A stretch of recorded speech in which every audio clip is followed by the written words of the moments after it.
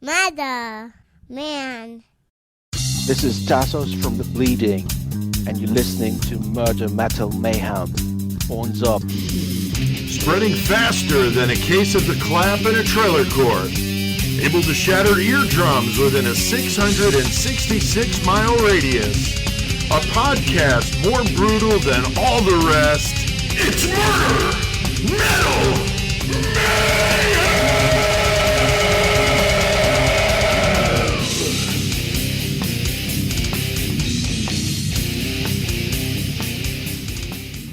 Well, fuck yeah. What the fuck's up, motherfuckers? Hell yeah. Tassos from The Bleeding giving us a cool, classy intro with that accent. Dude. Sounds so smart. Feels like I need a fucking cup of tea or something. That's right. But it is Tuesday, and that means we're throwing down a brand new Murder Metal Mayhem, and we're here in Horns High Studios for the Horns High Podcast Network, and we're doing episode 236 tonight, guys. Kind of crazy. Hell yeah.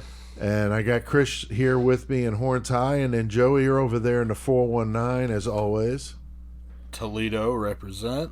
Fuck yeah. Fucking and, dude. You're getting all ready for your trip to Texas, I presume, huh? Yeah. One more work day tomorrow, then Thursday I fly down there, kick it for a few days, play Friday, and then I come back Sunday. But awesome. Yeah, I'm excited for that. Yeah, let's talk more about that in metal, because I'd like to know some of the bands playing and shit. Yeah, I might have you grab me a shirt, but I'll let you know, dude. Yeah. So very cool. Well, speaking of shirts, Chris, you got on some Disney stuff or something over there? What are you, Bluey or?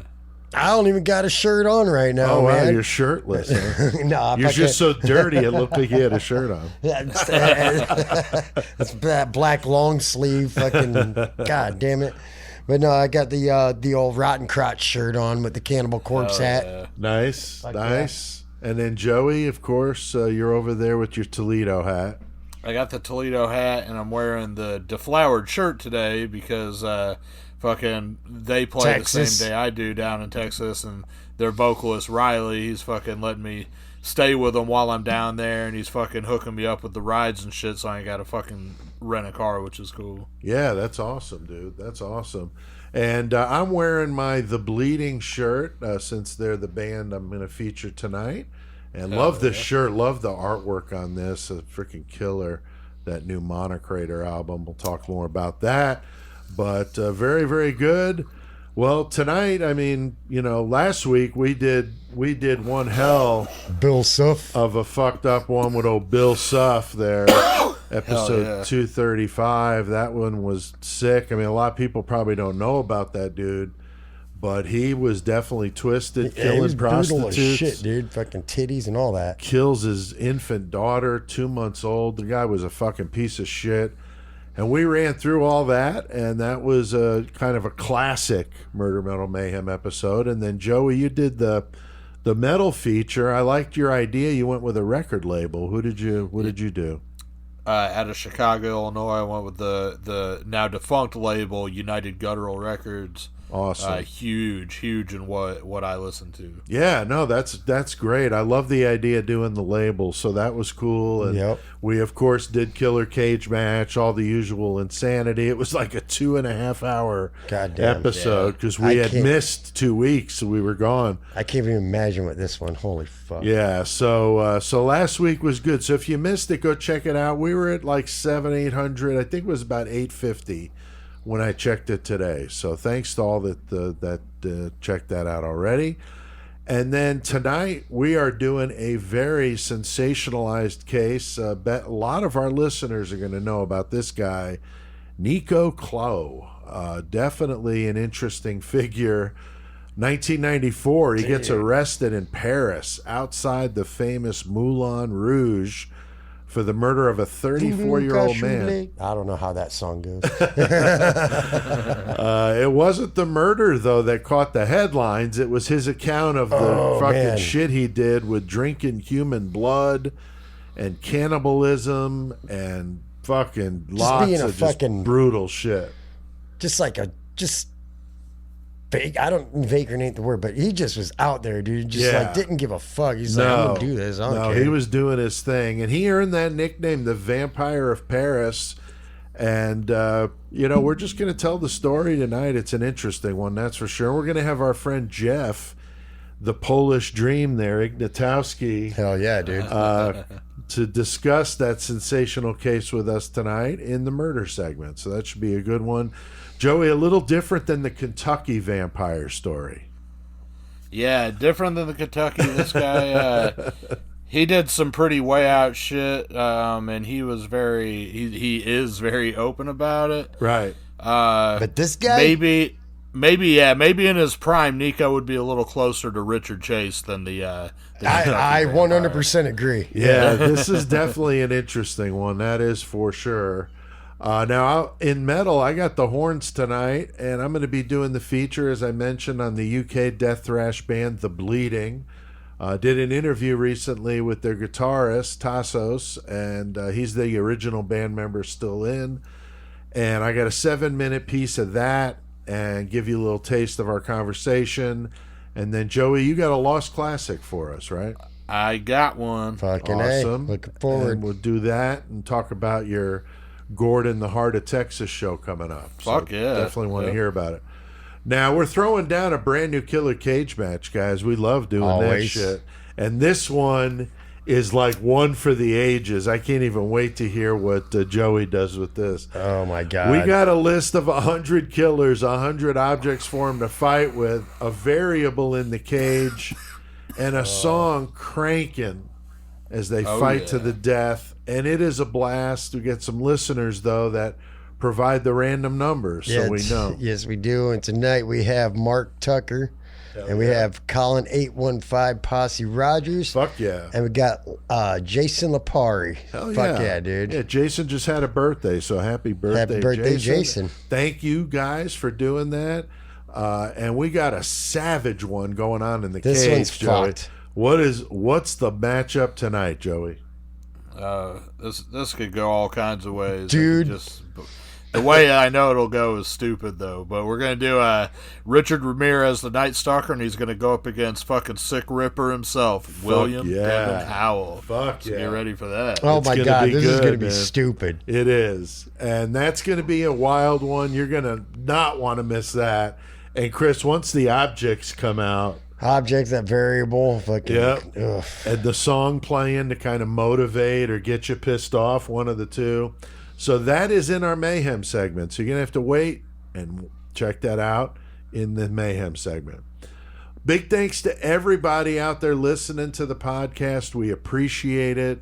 This week we were at I wish I had it right in front of me. I didn't change it in the notes. 4,900. So we were just under 5,000. Yeah, right? Yeah. So thank you guys, and we appreciate that. And we had passed 750,000 total listens here a couple weeks ago. So we're inching closer to 1 million. So that's really fucking amazing. It blows my mind to even That's think fucking about great. it. Now, Chris, what Always. about our top 10, or I'm sorry, Joey, what about our top 10 cities listening? Cities, we're going with number 1 is Chicago. Always. 2, Always. Adelaide, South Australia. 3 is Sedoris, Illinois, which, as we said, is south of Champaign. Right.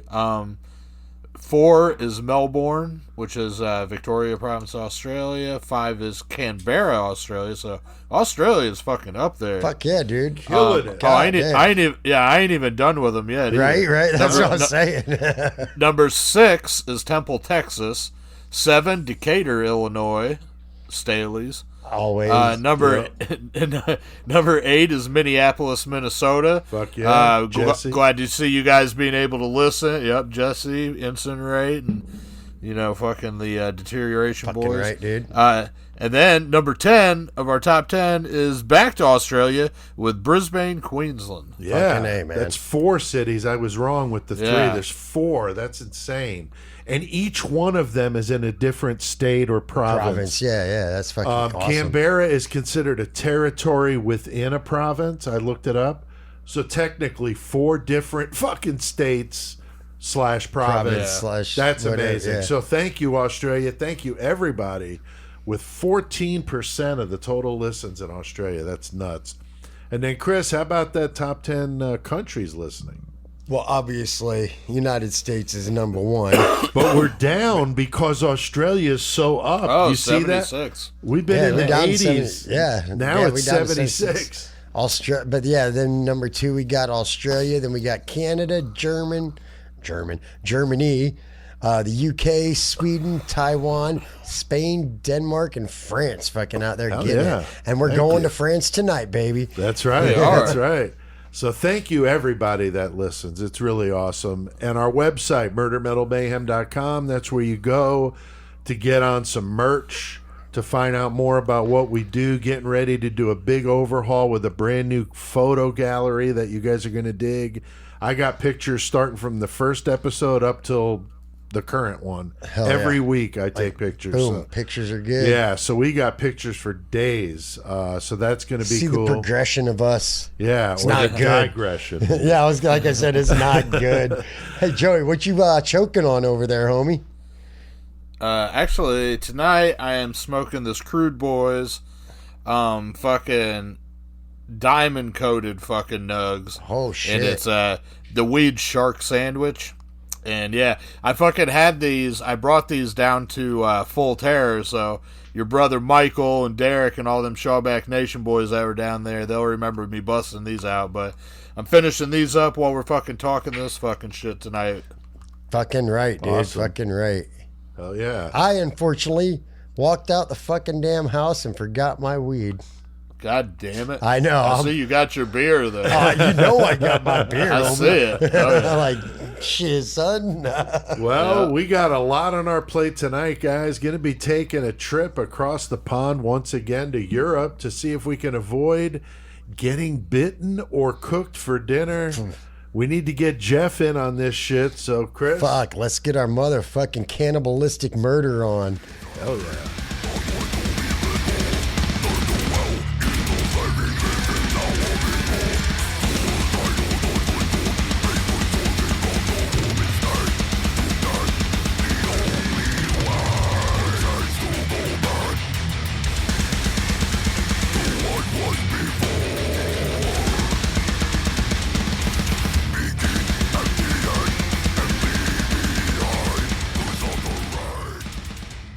For fuck's sake, man. Some new Suffocation. And I don't know if I'm going to butcher this song title because it's Seraphim Enslavement, I guess? Yeah, Seraphim Enslavement. They got a new album coming out in November. I've already advanced ordered it after hearing that. For God's sakes, that's just nasty as fuck. So, hell yeah. Fucking good shit, man. And we got our buddy, Jeff Ignatowski. What up, from Jeff? Scorpion Lair Games. What's going on, Dude, it is just continuing the madness. I am all over the place. I just got back from Orlando doing a show down there. This next weekend, I am up in Cleveland. And then a couple weeks after that, I go straight back down to Tampa. So I'm fucking everywhere, baby. Well, you look like you're like in a broom closet. You're like in a safe room or a broom closet or something.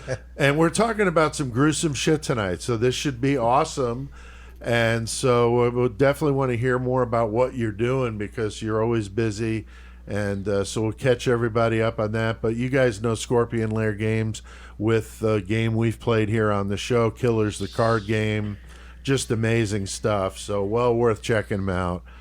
Now tonight we're going to be doing the case of Nico Claux, also known as the Vampire of Paris, for the headline-grabbing actions of murdering somebody in 1994 and then his confession involving drinking human blood, eating fucking human meat from the morgue. I mean, really gruesome Like stuff. fucking human ashes. Yeah. Mixing the ashes with the blood. I mean, we're going to get into it, but this guy was a real-life vampire. I mean, really drinking blood. He did time in I mean, he prison. can die, though, like, easily. Yeah. Like, he ain't like a vampire, like... Well, that's true, of course. But he did time in prison, but he's been out. He did his time, and he's now turned to art, which he's unbelievably talented. Yes, sir, he is. And that's what he's doing for a living, it looks like, from his website. So that's fucking great.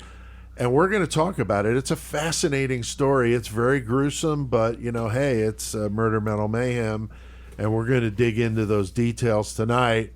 Now, Jeff, I mean, how did you first hear about this, and what were your thoughts when you first learned about this story? This is pretty wild, because I don't know that you guys have necessarily heard this story before, but I first found out about Nico because of his artwork, right? And getting into all of this stuff, I really loved his artwork. And so he came out with a book about maybe 2 years ago now, maybe a little longer than that, but called The Beauty of Decay, right?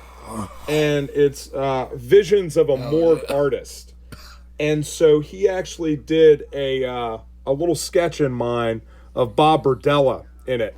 So he signs it with awesome. With a thumbprint of his own blood, right? So and on top of that, I'm in one of Nico's books. I'm in the one on Richard Ramirez that came out about 6 months ago. So I'm in that one. But I didn't know shit about him, honestly, when I bought his art book. I just loved his artwork. And so I had gotten involved with another podcast, and they were promoting my game, and they did an interview with him. And I went and I listened to the interview because I didn't know anything about the story. And I listened to the interview and I said, holy shit. This is a wild story. And the other thing that I found out when listening to that story is me and Nico have a lot of similarities. Like, there's a lot of shit that happened in our lives that are very, very similar. So, I have not eaten anybody other than me, I guess. But anyway. I eat pussy. But we got to talking, and I really, really wanted to understand, like, why one person chooses to go one way and why another person chooses to go another way. So me and him had some long conversations about that in trying to figure out, like, why it is that shit happens. Like, if people have similar influences, similar backgrounds, similar events that happen in their lives, why do they choose to do one thing or the other? And Nico is a fascinating case when it comes to that. I mean, it's super fucked up what happened and how he got to that place. Right. But it's really, really interesting to see kind of, his own personal, like, redemption arc. Not that, obviously Nico is not interested in anything, religious or anything like that. But... No, well, I mean, Satanism, but... And he doesn't even really ascribe to a normal thought of Satanism. Like, he is completely his own thing. No, I know. Nico is Nico, and it's incredible to see where he is now as a person, as a human being, to where he was then. So anyway, it's fascinating to me.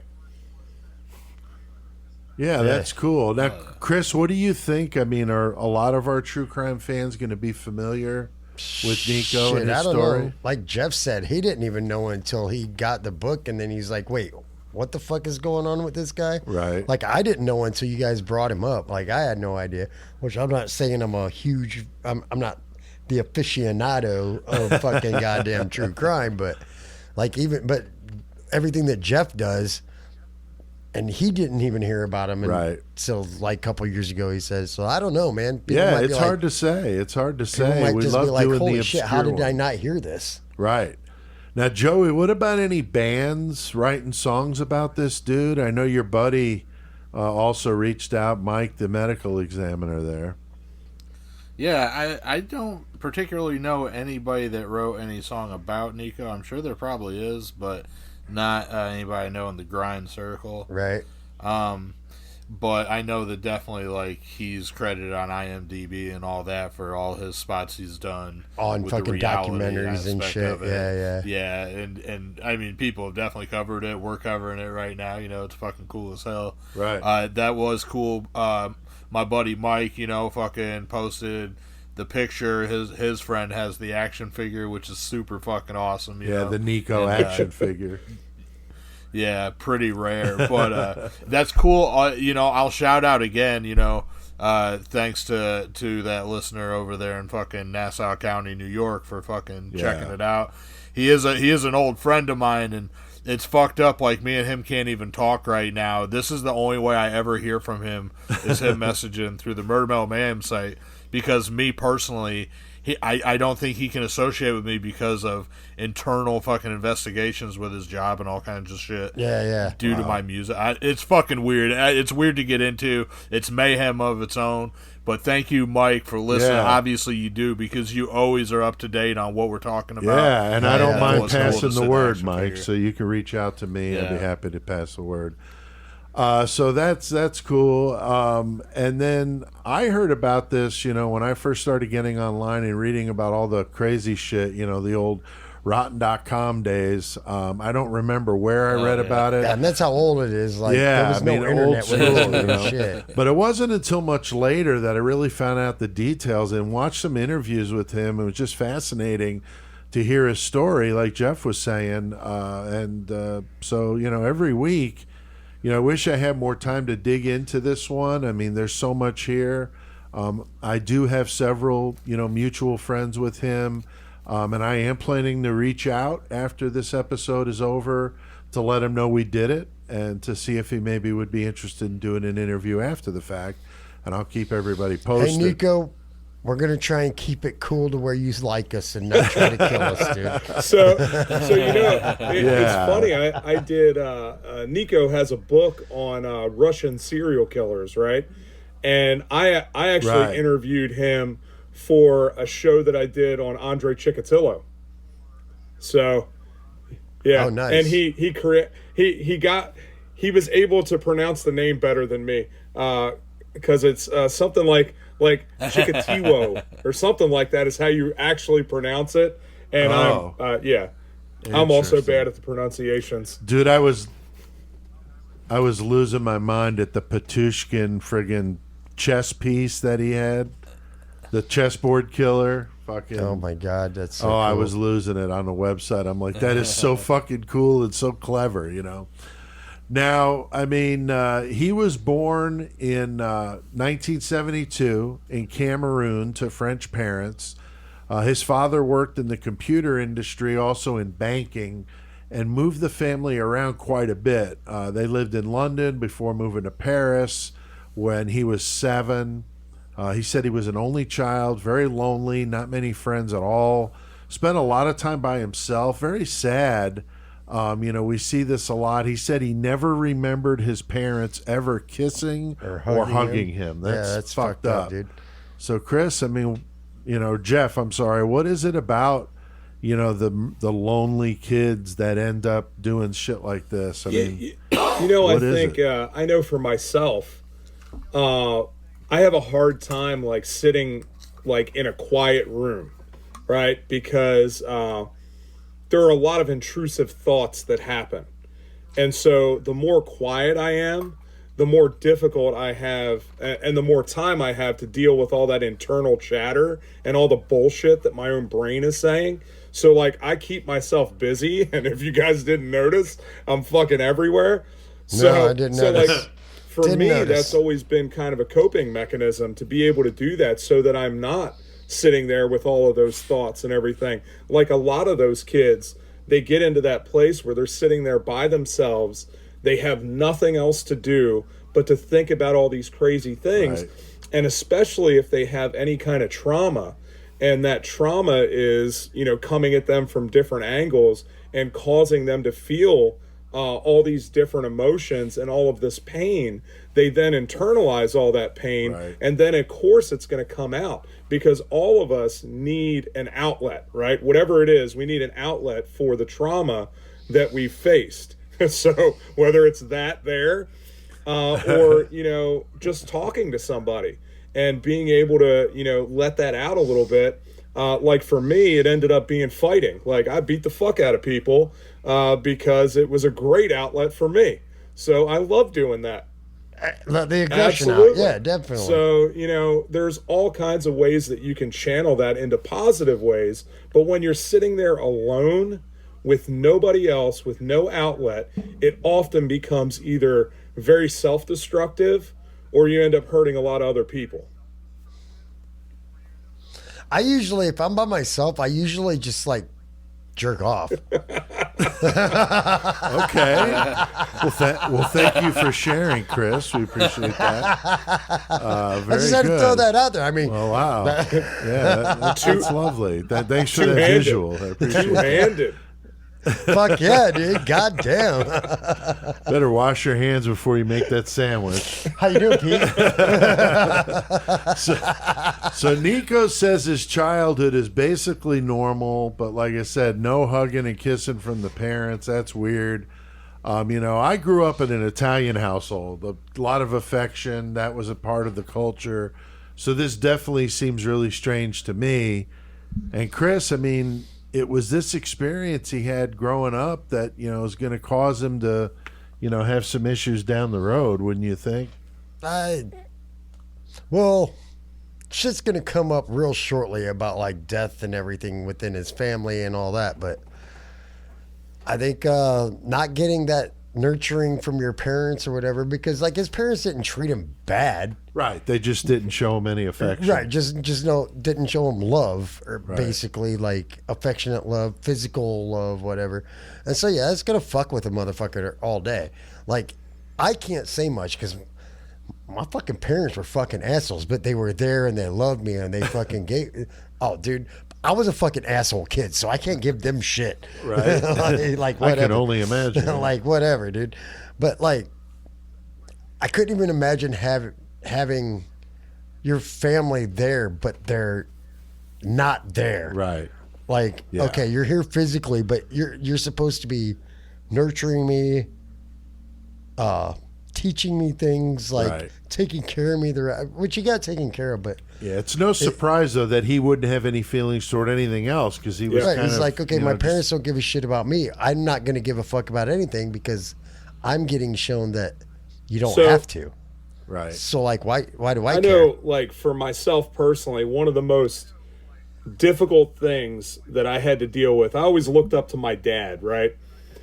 And my dad growing up, Is it because he was taller than you? yeah, he was. He always has been, but no. I'm just fat. But I never, ever remember my dad saying anything kind towards me, right? He was always there. He was always willing to listen.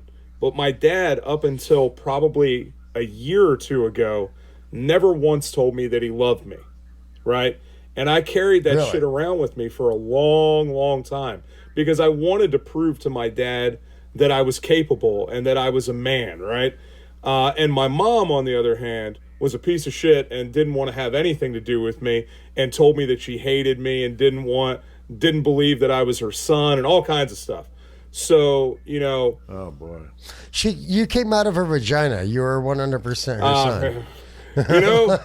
So it's interesting when I hear that somebody just had no real emotional connection and their family had no emotional connection with them, and how that influences, because for me it was always hate and it was always anger was the emotion that I got, but Nico got no emotion, and that is different, right? That Right. yeah, Lack that of emotion. forms something. No. Yeah, the whole psychopathy Yeah. thing. The psychopathy issue of, I'm not saying he was a psychopath. I'm just saying that reminds me of that whole not having any feelings and being just kind of, void of that. It's just weird to the rest of us. Now, Joey, I mean, eventually he develops, a fascination with death and the occult. And that's not good either, with all that time on his hands, man. Well, I mean, it is what it is, But yeah, he had a mother that didn't give a fuck about him emotionally. He had a dad that was always gone all the time, and he found he did get into fucking some metal shit growing up, some death metal and stuff, which I thought was cool. Fuck yeah. If you're not. Right, and if you're not really digging, the other humans that you're interacting with, yeah, you're going to kind of shut yourself off into your own world, which seems to be kind of what he did at that time in his life, and Right. I was wondering if he was listening to any I'm- Goremonger, though. Was he jamming any Well, Goremonger? unfortunately, I wasn't fucking playing that long ago. I'm an old man, but not that old. But Hey now. I would if we do get an interview with him or he hears this or something. I would be interested to hear like what kind of death metal shit. Yeah. he first Dude, I grew was up thinking on the and same shit thing. I was over wondering there, that too. Have him give us from a playlist. metalhead's fucking aspect. Yeah, hell yeah. Yeah, fuck that would be Playlist. great That'd to be know. badass. That'd be badass. Yeah, it's just interesting, when you see, and he had this fascination with Pazuzu. Which I still want to do. The dude, not the I like- demon. Yeah, the Sumerian yeah. demon I like that made the, famous in The Exorcist. He had that fucking self-portrait of himself with the Exorcist Pazuzu in the background. And Yeah. shit, painting he did. That was fucking cool as hell. Yeah, his artwork is unbelievable. I mean, really incredibly Yeah. talented dude. And as you mentioned, he's really into metal. He's 5 years younger than me, so I would have been listening to probably similar stuff that he was listening to approximately the same time during the Satanic Panic, which was just ridiculous. And like him, I mean, I don't know how into it he got. I didn't really get into it much. I had the Satanic Bible. I had a couple other books, I had that too. Necronomicon. And then, Out of the four of us, who did not have those books? That's what I thought. So yeah, that's what I'm saying. Is I was doing a lot of the same stuff, but I don't know because I didn't really like practice it and like perform any of this shit. No, this is how but I I check read this about shit it. It was out. very fascinating to me. So yeah, so he obviously took it quite a bit further than that. But being ostracized kind of fits with, hey, I don't want to communicate with anybody else. So why bother? And I'm just going to do my own thing and Right, fuck 'em. and take this shit to the next level, which is about where we're going here. So Jeff, I mean, he would say it was when he saw The Exorcist and that whole Pazuzu thing that really got his fucking gears going, man. Yeah, I know. When I was listening to one of the interviews with him, one of the things that he said is his dad was really into anthropology, right? And his dad had a whole bunch of books about the occult. And that was kind of something Right. that really, really started the foundation for him in learning about the occult and learning about witches and all of these different religions. And then, of course, his grandfather dies when he's 10, and that had a big impact on him. That was one of the things that me and Nico talked about, is that my grandfather died when I was 14, right? And I believed that it was because of me, and I blame myself. So it's really interesting, again, the parallels between the two of us. Yeah, that is interesting. They had been playing badminton, and because Nico wanted to play, and he ended up blaming himself because his grandfather died really suddenly. Nico eventually says that his family blames him too, and yeah, that's fucked. that I never had. My family didn't blame me. Get for it, Joey. But I did. I really did believe that it was my fault. Me and my grandfather had gotten into an argument the night that he went into the hospital, and I felt like it was my fault. So it's fascinating. Right, yeah, see That stuff really fucks you up. that's fucking crazy. right when you're young, Oh yeah. and you've never seen Without a doubt, man. seen a lot of death before, and the people closest to you. So like, when I was 18, my grandmother died, and my brother, who was 13 at the time, was at the house there. And they were inside, they were making cookies. She went out to the garage to grab something out of the garage. She never came back. He walks outside, and my grandma was laying dead there. And it freaked him out. Like, could you imagine being 13? You're with your grandmother That's making fucked up, man. cookies or whatever. Yeah. And I was next close thing to you my walk out, grandparents. That's fucked and up. Adam, I love you, brother, but I feel like that fucked with him mentally as well. Yeah. Like, it Probably fucked did. with me. I wasn't even there, and it fucked with me mentally. Right. So, like, that's fucking crazy shit. Yeah, that's fucked up, man. That's really fucked up. a lot of shit for a person to process, especially at a young age. But also interesting, Jeff, with the tie with the anthropology with the beginning of The Exorcist. Yeah. When they find the Pazuzu figurine, that whole thing. Yeah. So that's really neat. Now, Nico would become obsessed with death after this. He cites the death of the grandfather, really, of course, had a big effect on him. And now he's also getting into, like, burial rites and wakes and funerals. Morgues after this. He said his grandfather's wake was the fucking one of the coolest things that he ever Yeah, Right, it was like weird? the catalyst of life. Yeah. Reminds me of like yeah. Harold and Maude, that movie. That's what this reminds me of a little bit. Yeah. Except he needs an older lady to shack up with. I think most kids who are exposed to death at a young age, have an interest in that, and Have you he's met my obviously daughters? taken this much further than the normal, even further than Shawback Nation. Yeah, way offspring. further.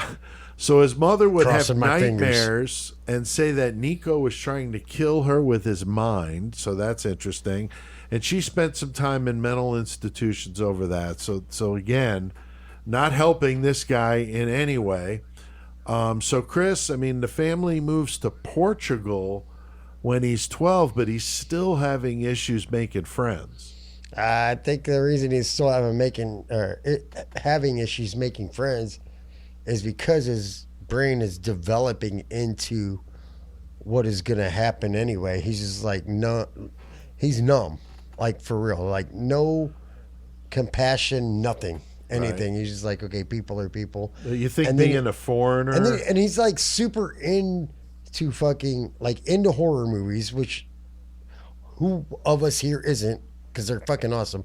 But after seeing his grandfather's death and not seeing anything, not getting any compassion, no love, and I don't think it's a hatred toward other people. It's just a fucking, I'm pushing people away, is my thoughts. Yeah, I like your description of the numb, because that certainly fits, Yeah, it's just fits like with this, numb. Like I don't, none of this matters to me. Right. Like I'm gonna do what makes me happy, basically.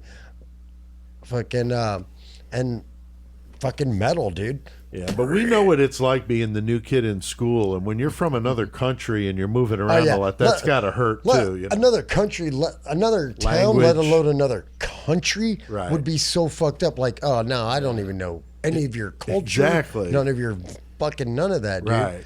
And so yeah, he just keeps doing what he does, and I go with it. Get her. Yeah, Metal, So the fucking- metal, he's getting into some metal, but like Joey, I'd like to know what it was. And maybe we'll get to ask him that. That'd be amazing. Now, Joey, 4 years later, he's 16 years old, and he's living with his dad, and he's back in France again. What happens here? During this time period, and for quite a few years, basically 1990 to 93, he just fucking hung out in the graveyards all the time. And Fuck yeah, dude. he got to know the graveyards Hey. of France like the back of his hand. Like he Right. fucking knew him. I just wanna He could say probably been something real quick. The tour guide for him. Just What's real that? quick. Growing up in the cornfields with me, how many parties did we have in fucking cemeteries? Oh yeah, Right, cemeteries lot. was but the were place you to be were for you me. opening up mausoleums and fucking the remains and bringing parts No. of them home with you? No. You don't know that, Joey. You don't know that.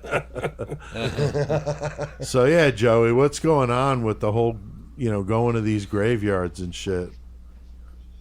I mean, that's where he was finding peace and shit. He had his fascination with death for sure, and he was surrounded by it. And he also was starting. I'm sure prior to this, he was already gaining the fascination for the human body itself, and Right. being that close to it. We've done other stories before. Sometimes yeah. that's good enough for a little while, Right. but that not for long. Yeah, so he's getting into these mausoleums now. He's fascinated with how ornate they are and all that. And he starts looking in the windows at first so he can look in from there. But then that's not enough, so he gets some lock picking tools learns how to fucking break into these locks, which is amazing. And he's going inside, and if he can't get in that way, he's busting in. Man, Jeff, he would have loved fucking YouTube if that was right. I mean, Jeff, you got to admire the resourcefulness here with the lock picking skills. Yeah, for sure. Know? I mean, he's putting in the work. Man. You know, when you have nothing else and that's your interest, you will figure out a way to make it happen. Like, you know, growing up in the hood, I learned how to lockpick early, right? Because, you know, plenty of people were trying to break into houses and all kinds of shit. So, you know, the fact that Nico wants to get in there and really like experience all of this and, you know, feel like he's in control of something, right? You know, because this is his interest is, you know, as fucked up as it is who he was. It's where his interests lied. I know later on he talks about how he had fantasies about taking people into those mausoleums and killing people in there. And that was part of the, you know, he had a fantasy about taking a hammer and bringing people in there and smashing them in the back of the head and then, you know, doing whatever he wanted with them after that. So it's, you know, it's fascinating to watch somebody, and, you know, Kemper is another good example of this, that continually is building, right? They're building up to something. All of the collection of things that are happening in their life get them perfectly positioned to move forward with whatever it is. For both Kemper and Nico, ultimately it's killing somebody, right? And so, you know, it all starts out here. It's this fascination. It's the constant building. It's the, you know, doing all these satanic rituals and stuff and feeding that part of yourself that causes what happens later on. Yeah. No, that's a good point. Now, I got to wonder. I got to wonder here. 1993, he's fantasizing about taking people in the mausoleum with a hammer. Cannibal Corpse hammer smash face was fucking out right there. Like, was he jamming that shit? You know what I'm saying? We need to ask him. That's a must ask question. But I loved seeing the quote that he said he felt like an emperor in hell when he was inside the mausoleum. So that's pretty harsh, man. So once he's inside, he's spending hours in there, which of course to anybody else this is just absolutely bizarre. Once the cemetery gates are locked for the night, then he knew he had free reign to do whatever. And, you know, things just continue to build, as we've been saying. You know, common thing with these serial killers, you know, just they keep ramping it up because it's not enough. And, you know, we use the same analogy many times about drugs. You know, you start, you know, doing this, then that's not enough, then you escalate to the next one. And so see a lot of similarities with it. Now, Chris, he takes the train to his favorite cemetery there in Paris, the Passy Cemetery. Yeah, there's what happens here, dude? It's one of the mausoleums that he fucking digs, but they're so like people expect grave robbing at night, not during the middle of the day. Right. So he had already broken into this place or whatever. And these this construction crew's working on the cemetery. They take their lunch. And he just goes down up in there, and he has this urge to fucking check out this German family fucking from the early 20th century. And he goes down into their fucking shit and opens up the caskets. And he said the fucking smell of it was just like horrid. Yeah. Like, I just want to say they had to be well preserved in my thoughts, because like after that long, you'd think they'd be pretty much, the smell would be pretty much gone. Yeah. But who knows? They were fucking sealed in, whatever. But right. He loved that shit.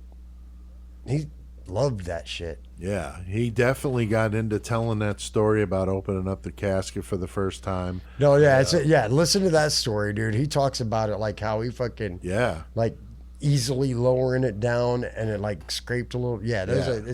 That story of how he actually got that. Right. So much. Yeah.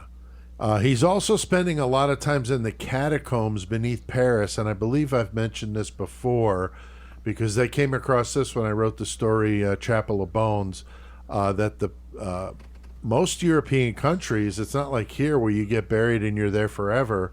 There it's like for a period of time, then they dig you up and put somebody else there, and then the bones go. It is crazy. fucked up, and the bones go underneath the cities in the catacombs. And he was really obsessed with that too. There's pictures of him on his website in the catacombs and shit. That's you can get them autographed if you wish. Dude, I'll tell you what. So yeah, he's. If I ever get a chance to go to Paris, dude, I would love for Nico to take me on a tour of the fucking catacombs. Oh my god, that would be awesome. That shit would be that'd be incredible. Yeah, that would be badass for sure. I would love to see it too. So yeah, Joey, he's definitely taken this a little bit further than the average metalhead who buys a copy of the Satanic Bible. Yeah, I mean, this is full on fucking premeditated now, because now he came with a fucking kit. He had a bag with all kinds of tools he would use. Right. I mean, he really wanted to fucking see what was. He had already worked with bodies and shit before, so it's not like fucking this is his first rodeo. But now this is like beyond the grave type shit, you know, in decomposition and everything else. Oh wait, that's Yeah. beyond the cemetery. Oh yeah, take a drink. Whatever. But the old lady that he first opened up, though, he fucking had a moment where he thought fucking she was breathing or fucking came to life for a second. He stabbed the fuck out of it. Yeah, with a screwdriver, fucking hella times. 50 times, man. Jesus. I mean, who the fuck knows if any of us were in that situation and you're fucking with this gross old corpse? Fuck yeah, it might seem like it might come alive for a second. Right. Scary, I mean, you're you know? moving it. Oh, maybe it jostled a second because you. It's like, who knows? motherfucker, dude. It would freak you out, Dude, though. That's for sure. How many of us have not watched fucking zombie movies, right? Exactly. I swear, if I fucking Right, exactly. right. Oh yeah. Yeah, headshot or nothing at all. That's right? it. I mean, and also from watching movies and shit, all I'm thinking is even if the corpse ain't alive, something's gonna come crawling out of the mouth like yeah. a fucking huge rat Yeah. or a spider or Right. something, you know? Like, Yeah, did you see he woke up all covered in the slime from the body and shit? Like, that's so fucking oh yeah, disgusting. that's gnarly as fuck. Nasty. I mean, god damn. Imagine going into like a Huck's gas station. Can I use your bathroom? Yeah. What do You're you all got on you? covered. Oh, corpse juice. Yeah. So hearing about this is like reading the lyrics of some brutal fucking death metal song. But this is the fucking truth. It's so unbelievable. And Nico's, you know, living his life. I mean, this is what he wants to do. It's just so fucking strange to everybody else. But things would continue to escalate with his obsession with death. And he said that this practice of violating graves would continue all the way up until he was arrested. He was also super into the Japanese cannibal, no surprise here, Issei Sagawa, who he would later collaborate with on art projects. I heard him talking about that, like in interviews. He's Yeah, like, they corresponded when he was in prison, and also he was really into, again, no surprise, Armin Mavis, who we just did an episode on not that long ago. The guy that cannibalized a willing participant. That cut was his so fucking strange. cock off. Cut his dick off. Yeah, it was fucked up. He has Armin's refrigerator. Yeah, he's got all kinds of his shit. Crazy as shit. Yeah, he had all that shit on his website. The tile from the bathroom where he bled the dude out. I mean, wow. Dude, so that's fucked up. A buddy of mine bought one of Armin's shirts from Nico and has it. God Damn. That guy. Wait, is it a blood shirt? No, they're like he had damn army shirts Yeah. and stuff on the website. That guy. He had a lot of stuff. That guy is also another incredible artist that collaborates with Nico, Jason Stoffer. Awesome dude. But he has the Armin shirt. Oh shit! Yeah, fitting. But he pulled a knife on a kid in school when he was in high school, And this prompted his parents to get him some psychological help, but they moved again, so he never saw anybody. So that was a near miss. But Jeff, he's 20 years old now, and he tries his hand in the military. How does this project go? Yeah, so he tries to become a gunsmith in the military, but he ends up finding it real boring. So for him, it's just not enough stimulation. He's already living on the edge, right? Going in there with all of those corpses and stuff like that, and going to school and reading a book and trying to figure out how to do that stuff just doesn't get it up for him. So he wants to, but during that time, he does start fantasizing about shooting a bunch of people, right? So, Charles Whitman was the guy he was thinking about. So, he thought about going and shooting everybody, like from a tower, just like Whitman did. But instead, he decides he wants to become a mortician. That was a better choice. That was a better choice than being Charles Whitman. Yeah, for sure. While he was in there, while he was in the military, didn't he got put in something dealing with the weapons, the arms? Oh yeah, and he was a gun. And then he ended up stealing them. Yeah, he was stealing the shit. Yeah, he was. Yeah. He was like, "Oh, now I'm getting me some fucking guns. This is the whole reason I needed to get." He was saying the only thing I didn't have was ammunition. Wow. Yeah. Wow. I did see that. Now that you mention it, that's funny. No, this is one of the interviews I was listening, like him saying it. Like, I had these weapons, but I didn't have the ammunition. Interesting. And he was, dude. Okay, previous to this, like when he was in school, dude, he was talking about like, yeah, I fucking wanted to fucking kill my fucking classmates. He was walking around in school with a knife and shit, like, and then thinking about stabbing, just like stabbing them and shit. Like he was like, from the young age, he just wanted to fucking murder. Yeah. Am I the only one? Hey, am I the only one on here who had a list? No. Okay, I'm just saying. Like when I was in grade school, I had a list for sure. No, I had a death list. Everybody has a death list. So he tries to get into embalming school, but the one place he found in Paris denied his application. Probably a little bit too eager. So he decided to start working at a hospital.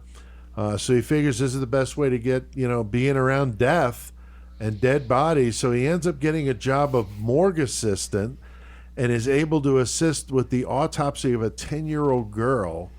He becomes fascinated with this, with the insides and her organs, and then he's able to stitch the body up. They were letting him do that. So he's just like, dream fucking job here, working with dead bodies.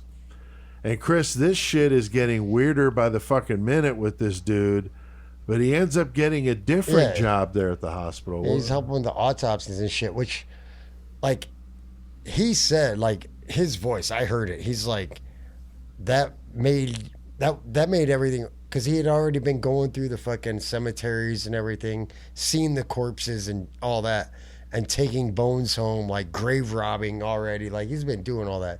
But the autopsy shit, he was like, all the fucking organs and everything were so red and fresh. It excited him, dude. Wow. Like, it would... Could you imagine that's all you want to see is the inside of a person, and now you see it, and you're like, yep, just blew a load in my pants. That was great. Do you think, Chris, he was listening to Cannibal Corpse on like some earbuds while this is going on? Nah, he's probably more. It's probably more like a Walkman. I don't know. I'm gonna say I know he listens to death metal, whatever, but at that moment, I'm picturing more like fucking what's his name from Boondock Saints when he's fucking putting the scene out. Oh yeah, fucking. It's like just slow classical music, just like, yes, this is perfect. So, Joey, the fun doesn't stop here, man. He starts cutting up the bodies and doing what with them? I mean, fuck. The dead won't bother you. It's the living you got to worry about. We all know that. Right. So, why fucking... You're in there fucking with everything that you wanted to do at your hands now. Fucking corpses. And he was like, man, fuck the taboos, fuck everything. I'm going straight for it. He was fucking taking slivers of muscle. Yeah. And some of them, he said that he would fucking eat raw right there. Yeah, in the fucking morgue. And yeah. other one That is in so the morgue, yeah. And then disgusting. other ones, he said he would take them home and fucking cook them up, like, you know, properly eat them. But yeah, no, that is crazy as fuck. He was just fucking eating some raw shit. And I would imagine that Dahmer probably also did that too. I'm sure he didn't eat or cook everything he ate. You know? I like that anytime Nico's ever been asked what he compared it to, he compared it to horse meat. Yeah, Really? yeah. Yeah. It's funny. Like horse meat. When I heard him say that, he said that, you know, I know that in America you guys don't know what this is like, but it is just like horse meat. And you know, I was listening to what he was taking, he said that his favorite part was rib meat. That's what he would take a lot of times for two reasons. Who doesn't like ribs, bro? Because it was tender, and the other reason is because that would be one of the places that they would least look, right? So they wouldn't notice that being gone. Right, that makes sense. Yeah. So that's fucked up. you know, you figure out what the best place to get it from. So you know, you were talking about the autopsies and stuff. When I was in 8th grade, I did a report on forensic pathology, and I went and watched an autopsy with my brother. So, and I was 13 then. You know, it was supposed to be a 6-page paper or something to end the school year, and I turned in like a 21-page paper. Right, just a whole fucking novella. Nice. Yeah. There you go. There you go. So yeah, I mean, this shit is just crazy. And I mean, I can't even imagine. But he said he talked to a butcher, and apparently he told him the meat was best after 3 or 4 days after the death. So Got to have it I seasoned, don't know. baby. I guess. Hey, you ever Just- make chili? It's better 2 or 3 days after you make chili, dude. I don't know. I don't do leftovers, so that, you know me with the weird food shit. Yeah, you're weird like Very that. weird. Now, this kind of reminds me of Tommy Boy with the whole sticking your head up a bull's ass, but I'll just take the butcher's word for it, you know, like that kind of thing. In this case, I'm taking the butcher's word for it. I'm not eating human fucking meat. I'm sorry. I mean, I ain't gonna say I It wouldn't. just sounds fucked up. It's so crazy. But then he starts stealing bags of blood from the morgue without anybody noticing. And he's drinking the blood, and sometimes he's adding either protein or human ashes to thicken it up, because apparently you didn't have. You absorb the energy of the person. Yeah, but the blood was runny because there was something. Oh no, plasma. That's what it was. Yeah. That's coming up. So Yeah, Jeff, yeah, I mean, yeah. you used to be into physical fitness and shit. Were you drinking blood with human ashes in it to make more out of your workouts? Yeah, no, I don't think I ever did that. we drank a lot A of raw egg. We drank a lot of foul-tasted shit though to try to get physical Yeah. fitness. So you know, and who knows what's in some of that stuff? Jesus Christ! You know, they talk about That might be a commercial we could do, Joey. Is Yeah. Nico's protein shake or whatever. God damn, that'd be a great one, honestly. That'd be awesome. But like, Especially if we could get him to do it, that would be amazing. Oh my that'd be fucking god. amazing. But like, you know, they talk about shit all the time. Like, we don't really know what's in some of the products that we take, and like, you know, makeup and stuff has like placenta in it, and you know, people are, you know, putting that shit on their face all the time. It's crazy, like what actually goes into products that we ingest. Oh you know, yeah.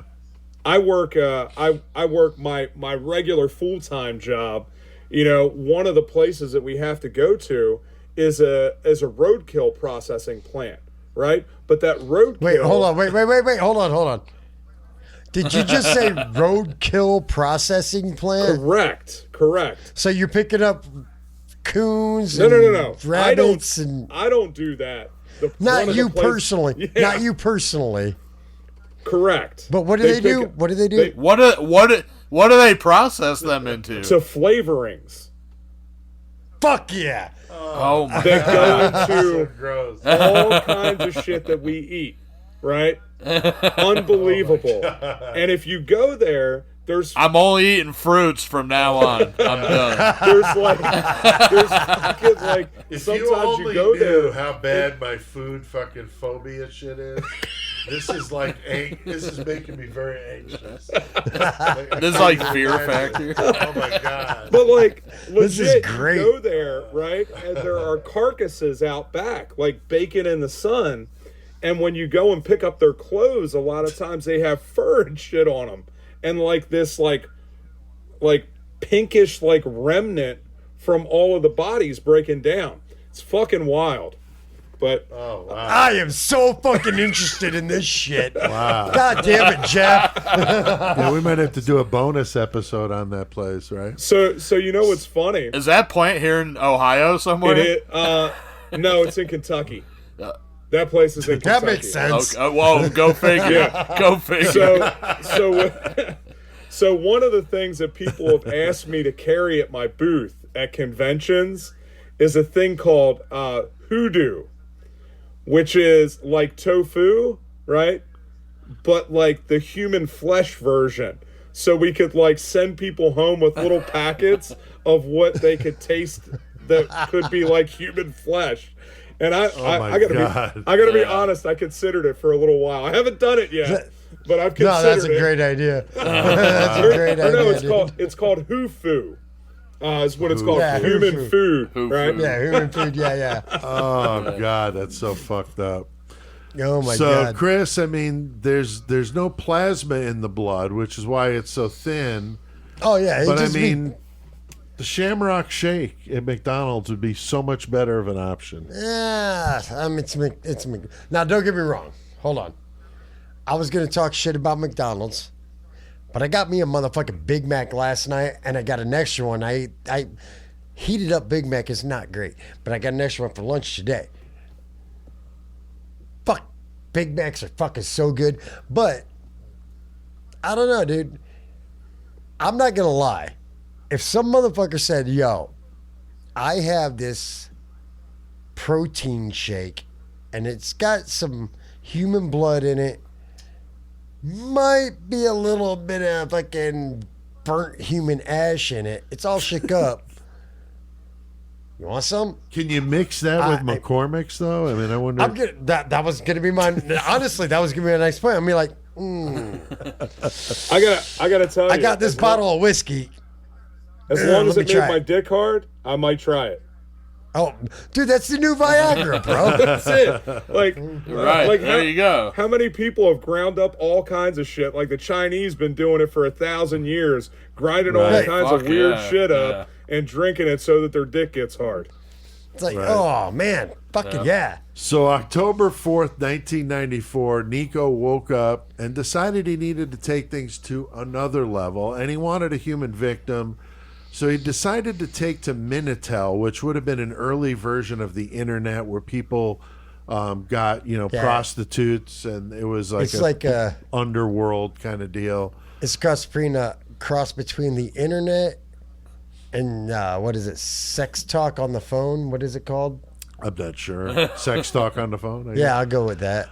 So it was kind of an early stages of this, but he finds this 34-year-old man Black named Page. Thierry Bissonnet, who he lures into meeting him under the guise of S&M sex.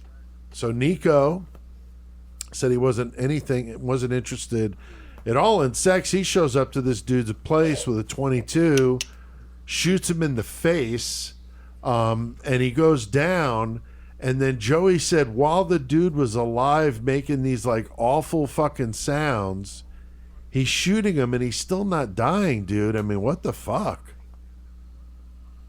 Yeah, it's a lot harder.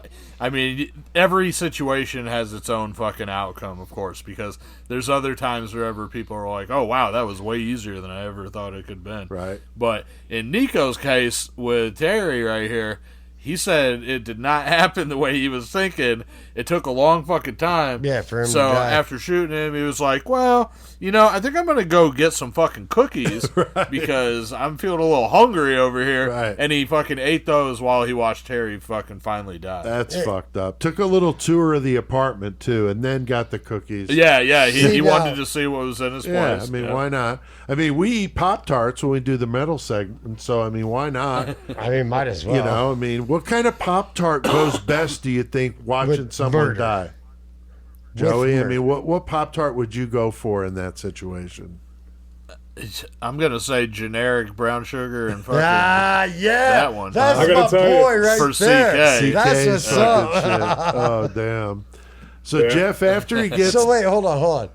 Now, I only saw this one place, so I'm gonna say it's not true. But I didn't see that he had took, and I never heard him say this.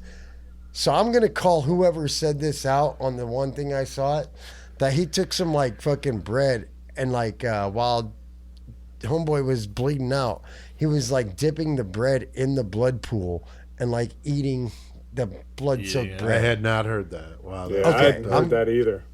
I'm gonna say that can't be true because he never once mentioned that himself on everything I ever heard. Yeah, and that does he sound- doesn't hold anything back. Right, He's gonna yeah. tell you everything he did. Right. So yeah, I just want to throw that. Whoever Interesting. said that, go fuck you. You're wrong. Now, Jeff, after he gets done eating the cookies, he decides to steal some shit. Well, what does he end up taking from this man?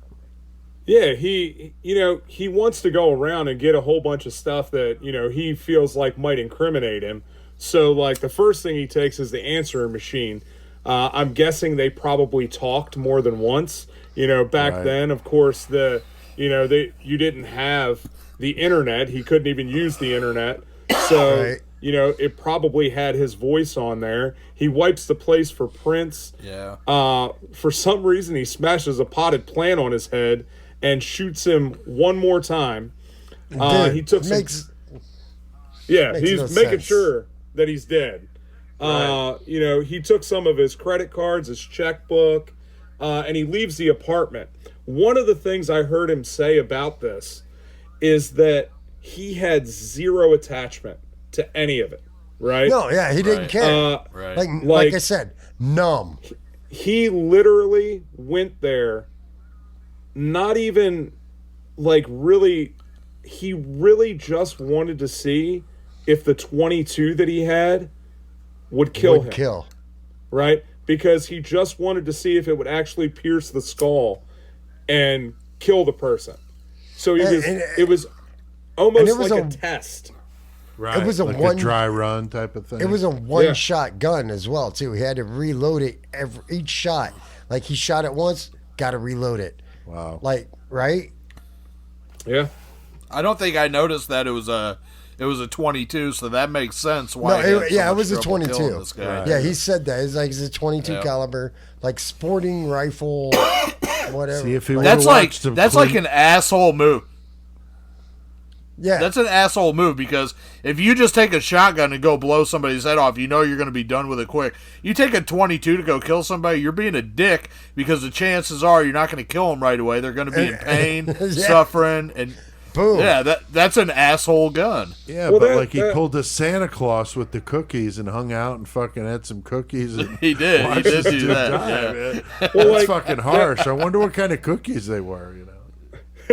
Well, that's one of the things. Kuklinski used to do that all the time, right? He talks about how he would take a 22 and he'd walk up behind somebody, put it behind their ear, Back and of blow the the head, brains boom. out, right?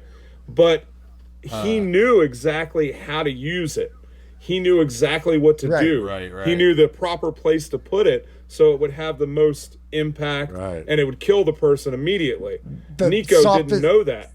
Yeah, the softest penetration spot is what Kuklinski did. It's like right there, like you said. Yeah. Right.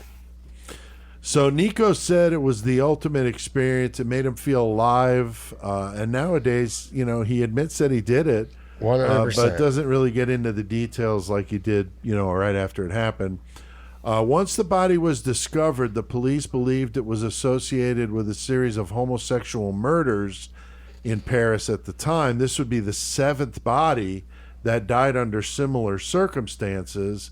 So, that makes sense that they would have thought it was part of that.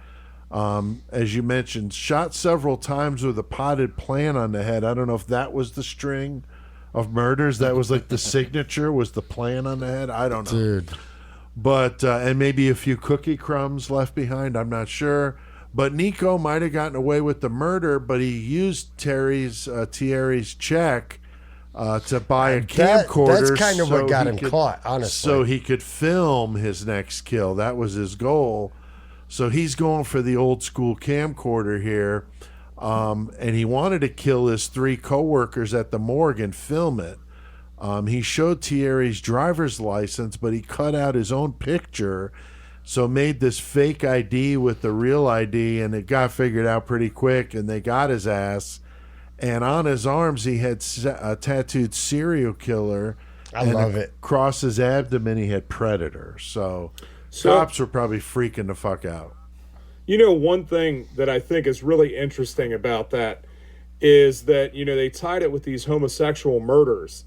And one of the things that I heard Nico say is that, he didn't care about, he had no sexual interest in any of them, but he felt like those were the easiest prey, right? Because he could get those people really easy. Right. They were vulnerable like that. Yeah, yeah. And so when he talks about the fantasy of killing those people in the mausoleum, one of the things that I noticed, and people have questioned if he was, a serial killer, whether he drank blood, whether he actually took body parts home and was a cannibal. There's all kinds of debate on whether that is true or not, right?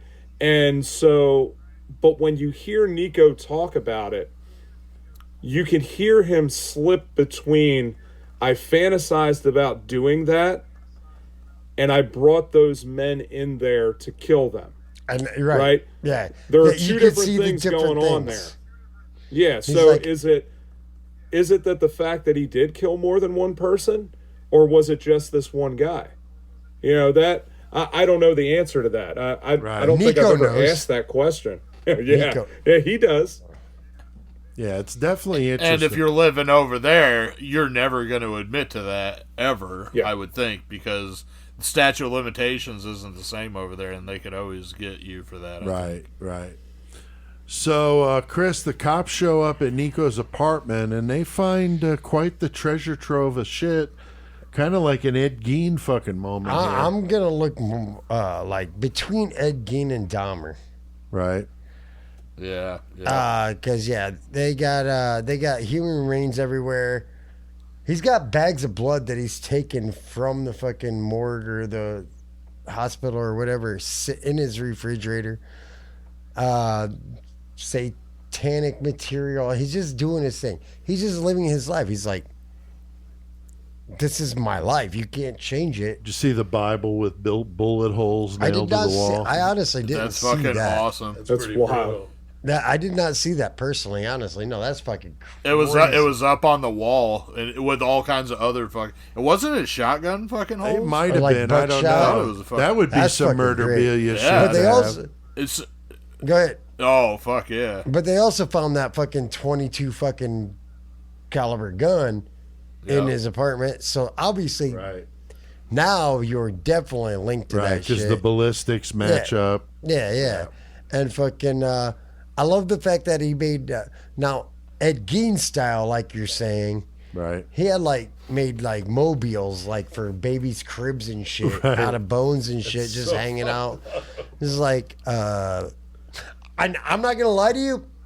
I would probably put one of my kids back in the day. I'd have been like, "There's yours. Fuck the fluffy fucking animals. Fuck all that shit. We don't need fucking Winnie the Pooh or fucking Nemo. You've been in utero listening to metal your whole life. Fuck We're it. gonna put the Nico fucking mobile up here. But yeah, and he didn't have any goddamn fucking problem at all. He confessed. He's like, yep, it was me. He's like, yeah, I ate these people at my job, and I was stealing bones and everything from everywhere. He didn't give a fuck. And could you imagine being one of the cops talking to this guy? He's just like, oh, yeah, I did that. I mean, that's just so out there. Oh, those bones right there. But I think he was holding back until they showed him the ballistics where they proved that it was and it the was gun. 100%. And then I think that's when he went ahead and told him what he told him. I don't know. Dude, it's fucking wild, man. Okay, I still want to talk to the dude. Oh, yeah. Now, Joey, he goes through some mental health evaluations, pretty extensive shit. What do they come up with? So he's got borderline personality disorder, necrophilia, sexual. See, he never fucking he's always said, I have never fucked a corpse. Right. Yeah. Like there was a lot of stuff that he said that he took back later on. Yeah, it was a little cloudy. I wasn't 100% sure about that either. There was always I did hear him say, it's like, yeah, like the nurses and everything, we'd be banging on the slabs in the fucking morgue. But oh, we be banging them slabs, boy. Yeah, boy. But no, he's like, no, never necrophilia. But banging on the slab next to the corpse, yes. One of the craziest things about this episode, out of all the Murder Metal Mayhems, is that all the crazy shit that we talked about tonight, and this dude that we're talking about right now, he's a free man. Like, he did his time, and he's out there right now. With a lucrative business. Oh, yeah. Oh, yeah. He knows, he is the only dude that knows, like, the whole fucking story. Right. And it could be a mystery to the rest of us for the rest of our life. He might go to the grave with shit, right. You know? And that's his prerogative, you know, as far as I'm concerned. But he's a very interesting dude. And like we were saying, like, we're only up to this point. We still got a little more to talk about. But everything about this dude is fucking nuts. He is out there right now making art, fucking doing interviews, doing fucking YouTube. Like, this guy's a real-ass dude out there right now. Right. So he ends up getting 12 years for after his trial in 97. And he does just less than 8, and he gets out. So, you know, the reason he had a diminished responsibility because of his mental health conditions. So that's why he got less time. Now, again, he served his time. That was his sentence. He did it. He got out. So it is what it is. He had been corresponding, as I mentioned, with Issei Sagawa, and they collaborated on some art. The police did a 2-year investigation of the crimes and did look at him for those other murders, but no evidence to pin him on any of that. So he's been out. At first, he tried to kind of reinvent himself and stay away from this stuff and change his name. Then he came back to using his name. And now, as we've been saying, he fully embraces it. He's got his career with his art. He's got this website, serialpleasures.com. Dude. Which is fascinating. I was spending a lot of time looking at it. Ordered some shit, as I mentioned. Did you get the Bundildo? I did not. I'm thinking about you for Christmas. I thought about getting it for you for Christmas. You know. So yeah, there's a lot of stuff. I bought the print of Pogo that he did, and then one of the signed pictures of him with the saw. So definitely stoked to get that. And Jeff, what kind of stuff is Nico peddling these days? So, man, he has all kinds of stuff, and he like collaborates with a bunch of people. So, like, he has artwork on there. He has a whole section of sex toys, like you mentioned, the Bundalo. He also has a Ramirez dildo, which is the Night like Ripper. Upside down. Yeah, the Night Ripper is an upside down cross. The Plogo. Right? You know, yeah, I forgot that he'd done that. The Plogo cracks me the fuck up. Yeah, man. with the, oh my God. Let us explore your crawl space or whatever the fuck it says underneath that. So he's got like figures on there, and he's working with I think it's Cannibal Guillermo or Guillermo or something. But he's doing that. He does figures of different serial killers. He also has a publishing company, so he helps like publish people's books in the whole industry. He has really reinvented himself. Yeah. In doing all of that. It's amazing. And he's Yeah, he sells murderabilia on there. He's got, like we already mentioned, all the stuff, the different things from Armin, but he's got other people's stuff. Yeah, he has got some amazing things. And I also know his girlfriend, right? And she has a cookbook that she has. Oh, and the whole clothing the Cannibal line. cookbook?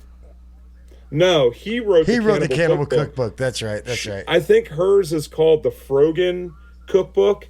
I think is the name of it. It's like French cooking and another style combined. But she has her own cookbook. Okay. She has her own clothing line. I can't remember what it's called right now, but she just recently started doing that. And she's fascinating too. Very, very interesting person. Wow. Is it the same dominatrix girlfriend that he had when he did the murder? Okay. No, I don't think so. Yeah, no. Yeah, very, very fascinating. I mean, it sounds like he's reformed and not doing, the more dark stuff. I hope that that's the case, and he's found an outlet, obviously, with this art. I mean, it's amazing. I love the blood art angle to it, kind of like Vincent Castiglia in a way. But, he obviously struggled to shake that vampire moniker, but he decided, fuck it, I'm just going to keep, everything is in his name. I'm just not going to murder. He's got a YouTube channel. He's, like we've been saying, he does interviews. Plenty of podcasts and stuff, so I'm going to reach out and see if we can get an interview with him as well. I mean, the guy served his time, so I mean, for whatever you think about what he did, he served his debt, and there's something to be said for that. He's published his own books. We've been talking about this. Definitely a fascinating story, and can't help but just wonder what makes somebody do these things, but anything to add to this, guys? Old Nico Claux? I don't know why I didn't mention this earlier when we were talking about the stuff that he has, but he does have an autobiography called The Gospel of Blood. Yes. And I haven't read it yet. I have it downstairs, but that was like one of the last things I picked up from him.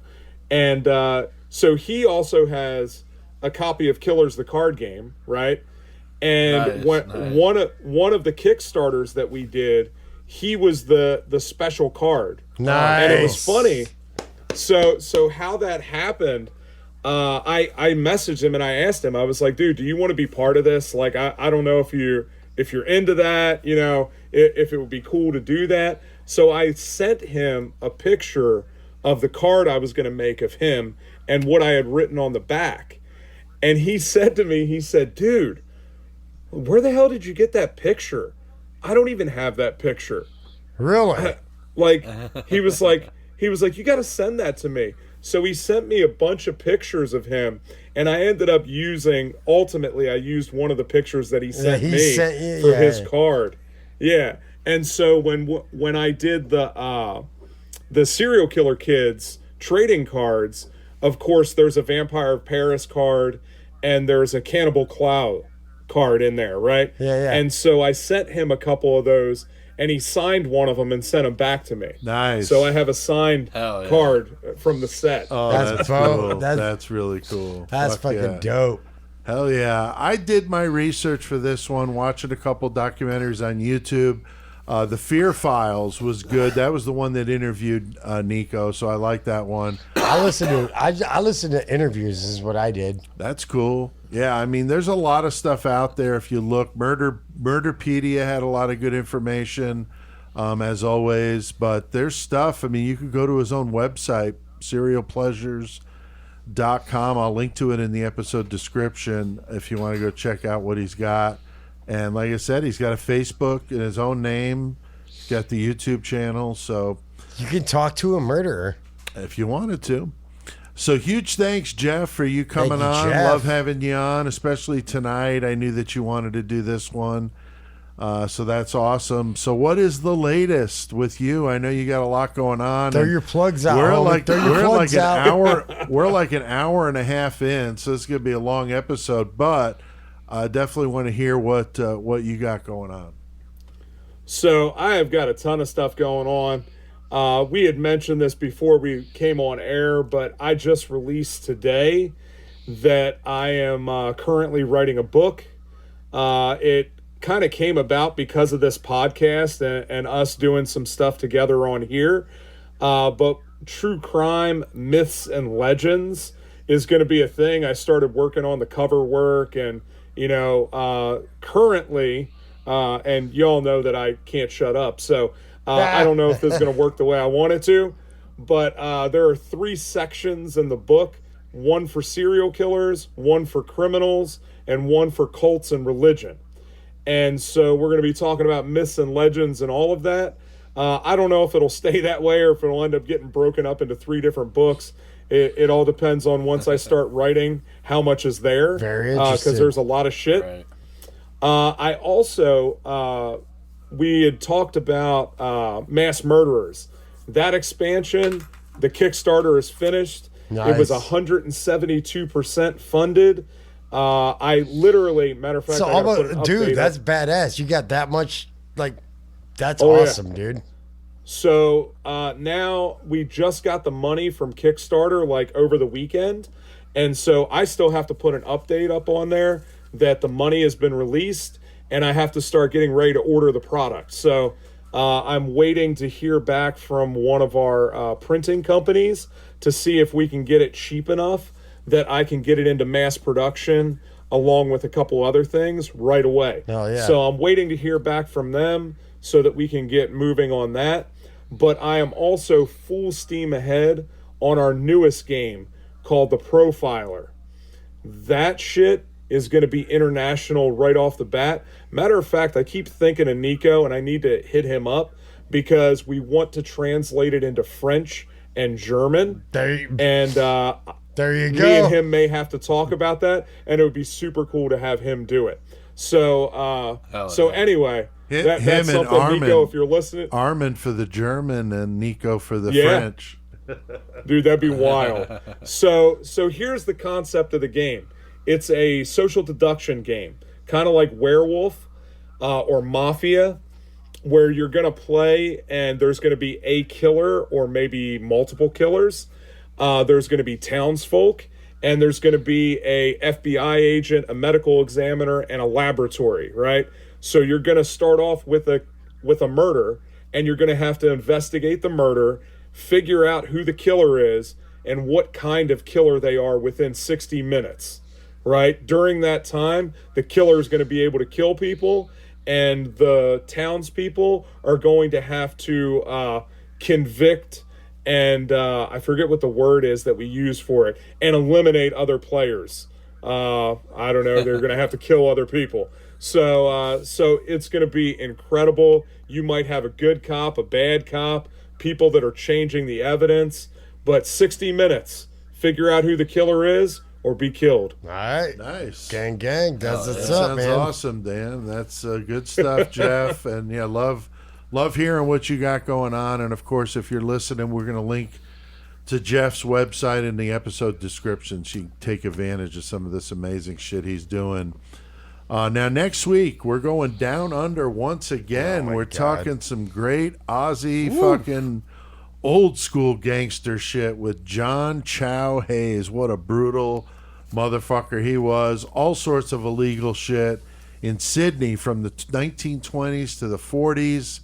He fought with Kate Lee against old Tilly Devine. We did that. Oh, my one. God, dude. The Razor Wars. He was in the middle of yeah. that shit.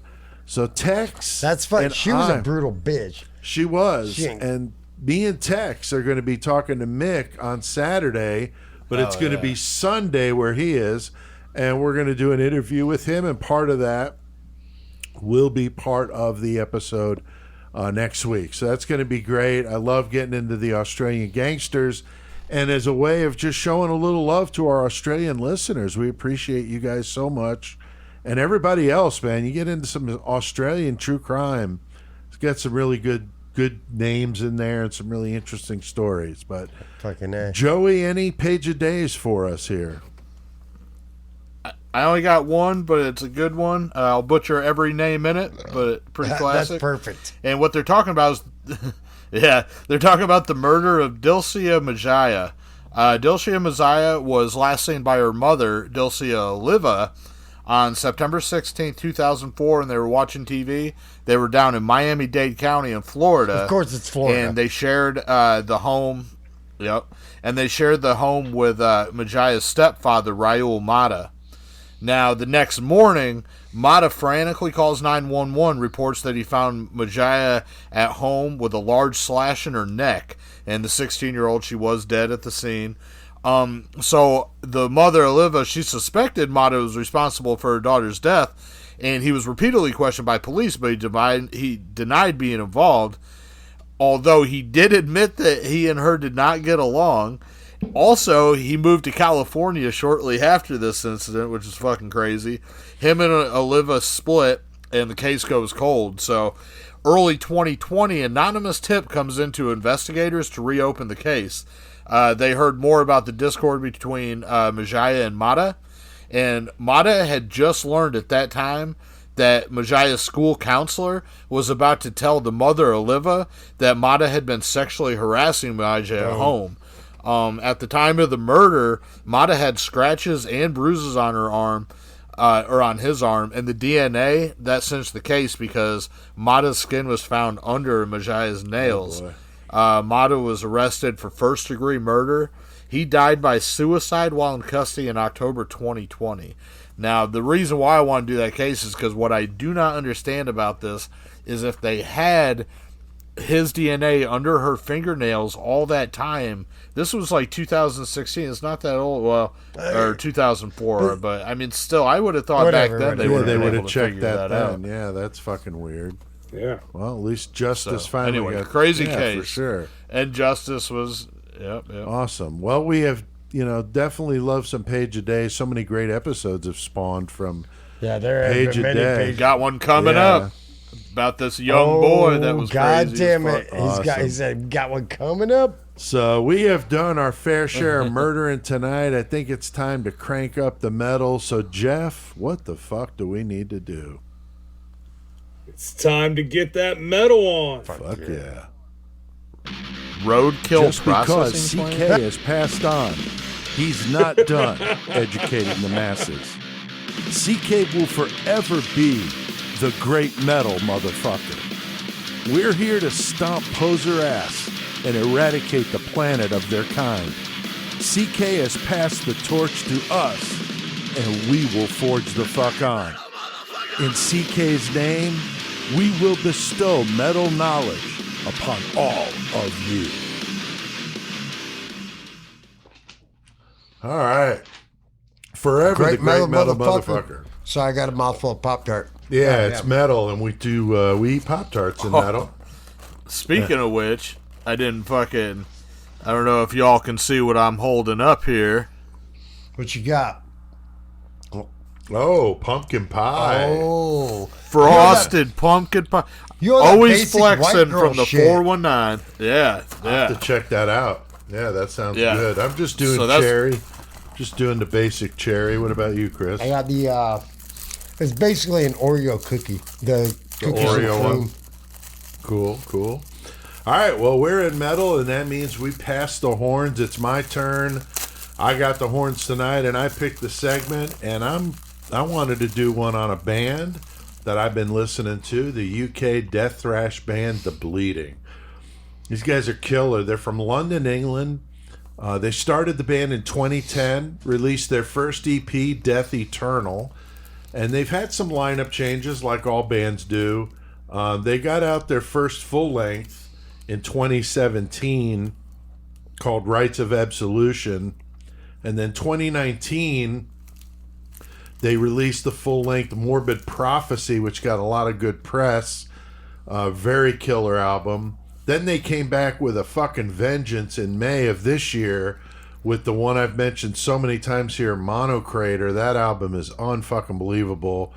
Currently, as it stands right now, it's my number one album of the year. So I'm just blown away by it. There you go. They're getting quite a bit of good press over this one, some really good reviews. I know I reviewed it. They're currently on Redefining Darkness Records, which I think's in Ohio. They're here in the U.S., but I believe they're in Ohio. The current band lineup is Tassos on guitar, Jamie Stungo on vocals, James Lowe on drums, and Jordan Muscatello on bass. Lots of talent in this band all the way around. I sat down with Tassos recently, who is the founding member, for an interview. He was a lot of fun. We had a good time talking some old school metal, and I found out about a couple of really good bands from him, so I appreciate that. So check out this 7-minute clip from the interview that I did with him. All the different things I subscribe to and so forth. I hear about a lot of bands, and that's how I heard about you. And the name was like, okay, I Googled it. And I always like to go to Encyclopedia Metallum kind of to start to see, okay, where are these guys from? You know, how long have they been a band? That sort of thing. Look up the different albums and so forth. And when I Googled you guys, the first thing that popped up was the Five Finger Death Punch song. And I was like, okay, now I've heard this band, so I know damn well it's not that. But I laughed to myself because I knew my co-hosts would get a kick out of it. So when I brought you guys up for the first time on the show, one of the guys says, yeah, but there's the Cannibal Corpse album, The Bleeding. I'm like, I know. I said, but it was just funny that the first thing that I saw was Five Finger Death Punch, but I knew damn well it was not that. But I have to ask, just to be sure, was the name inspired by Five Finger Death Punch? What did Five Finger Death Punch write a song about you guys? Is that where it comes from? I'll be honest with you. We have absolutely nothing in common with these clowns. No, they're awful, dude. They're awful. But it is unfortunate that when you search for us, that's the first thing that pops up. I would say it's my personal goal to see through this so that next time you search for us, we pop up as a first.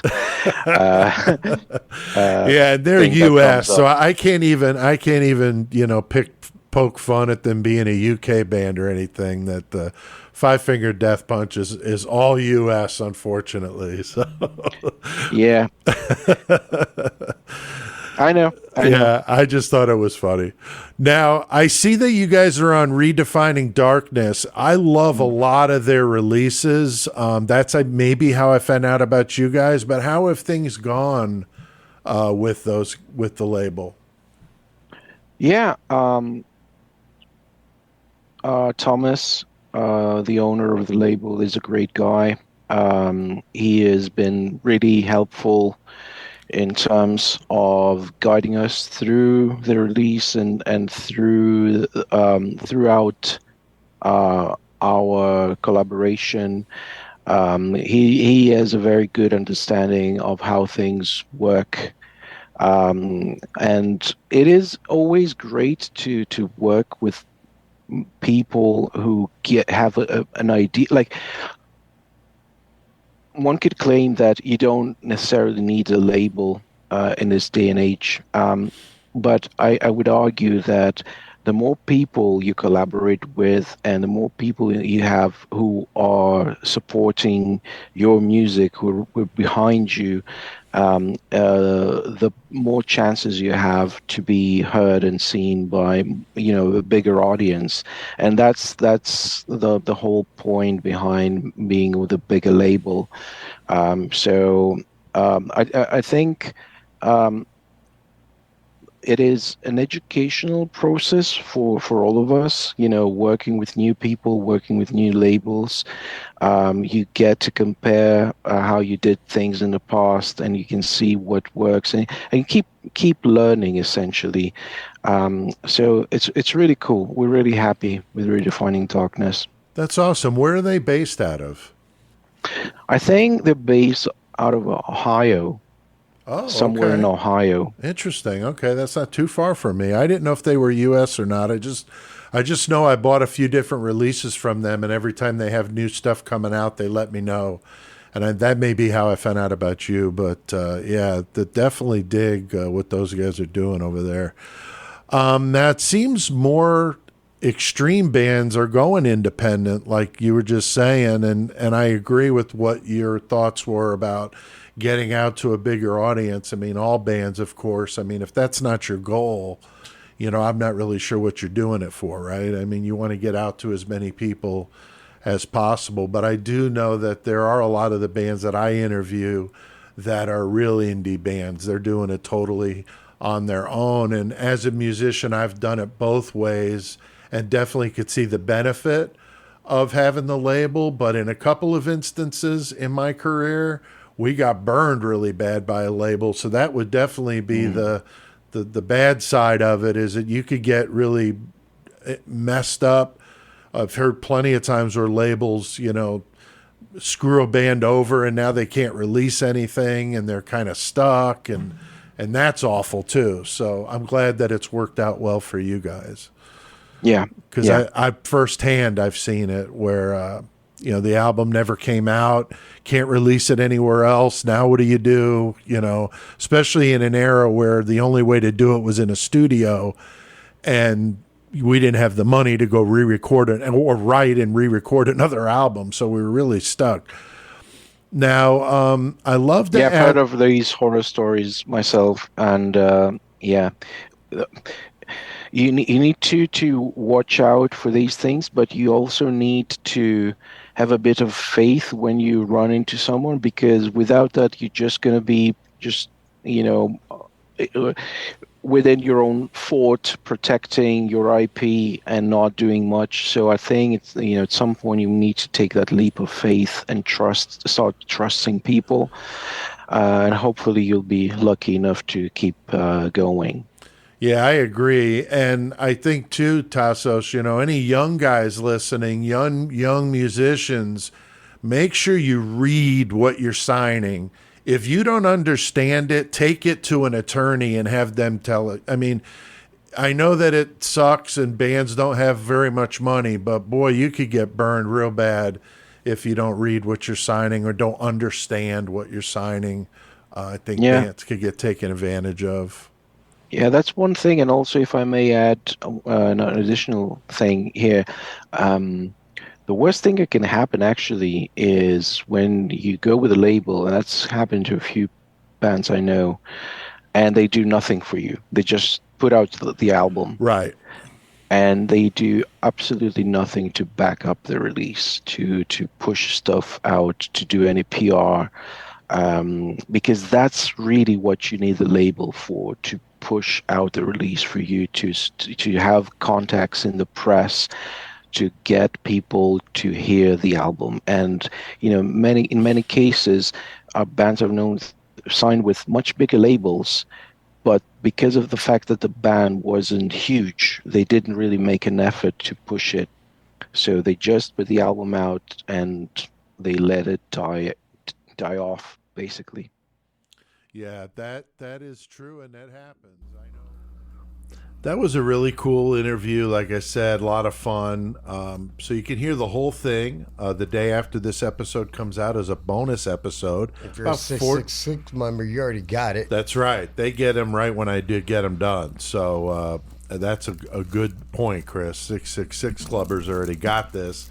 The video of the interview is going to be on our YouTube channel on Friday as well. So the day after this episode comes out.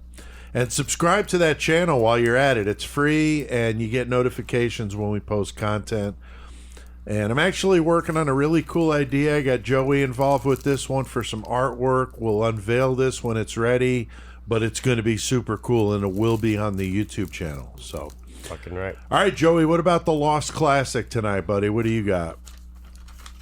I'm going back to 1999, and I'm going to Rome, Italy, with the band Corpse Fucking Art, with their very first EP before they ever even put out an album.